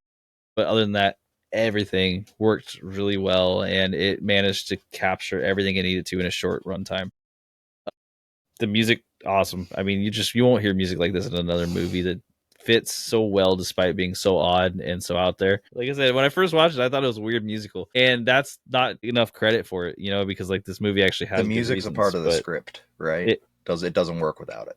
Not at all. The creativity, I mean, it's off the charts. It's just awesome the whole way through. The acting has some 70s ham, but you can't get away with watching a 70s movie without 70s ham, so it's hard to hold that against it. Yeah, I'm giving it a 9 out of 10. No shit. Yeah. I really. Right, I mean, my score hit it is story 4, acting 4, creativity 5, pacing 5, music 5. I told you it was killer. Well, I'm glad I got the time to sit down and watch it again because, like I said, I've seen this before and I didn't hold it in high esteem. And then watching it like with intent, it's a different watch, and that's just probably true of every film you see. It's a different watch when you actually watch it with intent. This movie, the most important things are in the margins a lot of the times, and if you're not intently paying attention to it, they don't. That's why, there is an exposition dump, yes, but they don't dump the exposition of things that they've already showed you. They don't hold your hands, and they don't verbalize it. So if you're not paying attention to the movie and looking, you would never know there was a jar of foreskins. Mm-hmm. You would never know that the rock candy she gave her after putting the frog in her mouth was too big to fit in her mouth. Like these little things that were so central to the story and what they were trying to tell at that point in time, it all lives in the margins of the movie. That's what makes it good. Yeah. I mean, you wouldn't see the happiness on literally every single person's face except for the cop. And the only time people are unhappy is when the cop is acting out and making them unhappy. Well, he just makes everyone uncomfortable, like cops do, by imposing themselves in places they don't need to be. I hope he enjoyed his mission trip to Pagan Island, though. I hope he left in the way he wanted to, because he left in a plume of smoke. As fertilizer for whatever comes next. Unfortunately, which is very reverential in their religion. So, he gets to live on in other things. They got exactly what they wanted out of him. He'll be reused. Wonderful. Okay, so ultimately, watch this film if you haven't seen it yet. And I am so pleased that this movie I picked that you enjoyed, because it's one of those movies that I'm in love with, and I'm glad you saw it the way I see it. Mm-hmm. That's great. Mm-hmm. This was an awesome discussion. I had such a great time talking with you about this. I love this movie. It is so, once again, the worst part of the whole thing is the cop, and his acting he's bad, dude, but he's not bad enough to hurt what is great. And there's so much great. And really, I mean, like, you have one of the sassiest lines I've ever heard in this movie, which isn't what you would ever expect. But Christopher Lee just like completely destroying a person immediately by telling him he's going to tell him facts. I'm going to tell you some facts. The slow zoom in to the what afterwards when this guy is just completely unwilling to like ruin his dissonance that he has built up, and he's just like, that all bounced off my membrane. Right. And it feels that part and those parts with that gentleman, I'm sure were relevant then, but boy, do they feel relevant now. That's the my thing, beliefs are more important than your truth. Right. It's just the same conversation that you'll have anytime, anywhere with someone where you make a bunch of really great points, and every single one of those points is just completely ignored just to stand up and say, you're a heathen. That's it. Right. Right. Here's my blanket statement for you that invalidates everything you're saying. He wasn't listening after the first like 4 words that were said, you know? But I hung on every syllable. I mean, it's hard to imagine not doing that for Christopher Lee. It really is. Okay, so Adam, thank you as always. And I am happy to hear that you'll be with us for the next one. Yay! We are going to watch the film Nightwatch. Not the Vakten. I pronounced that wrong. I'm guaranteeing it from somewhere, but that's the original title of the film. It's from 1994. It is from. Okay, I'm reading the back of the case right now because I've read this before, and it just says from Nordic countries. There's a couple of these movies, but the first one is held in pretty high esteem as far as a 90s thriller suspense film, and those are a lot of fun, especially the foreign ones. So we're gonna watch that next. I'll send you a link. Don't worry. What is it's a Nordic film, and it's about a young girl who's a vampire. Do you remember that movie? Let the Right One In. Yeah, Let the Right One In. And that's a wonderful movie. You start talking about foreign horror films and how they're written so well and stuff. And I've been thinking about it the whole time. Like, what is the name of that movie? And it just came out of my mouth. But we should do that one sometime too. That movie, so good. That movie was so good that the bad American remake, Let Her In or Let Me In or whatever, was still good just because it was using such a strong script. It's so good, dude. But yeah, so check that one out. If you haven't heard of the movie, I don't blame you. I had never heard of the movie until I saw some sick cover art and looked it up. And it's again, pretty well rated as far as it goes, and something that should be pretty interesting. That's how they got me to watch Chopping Mall. I looked at the box and I was like, dude, this is sweet. Hey, being someone who has enough taste to find something that brings people in is a skill within itself. With that said, here lies Beach Buchan, protected by the ejaculation of serpents.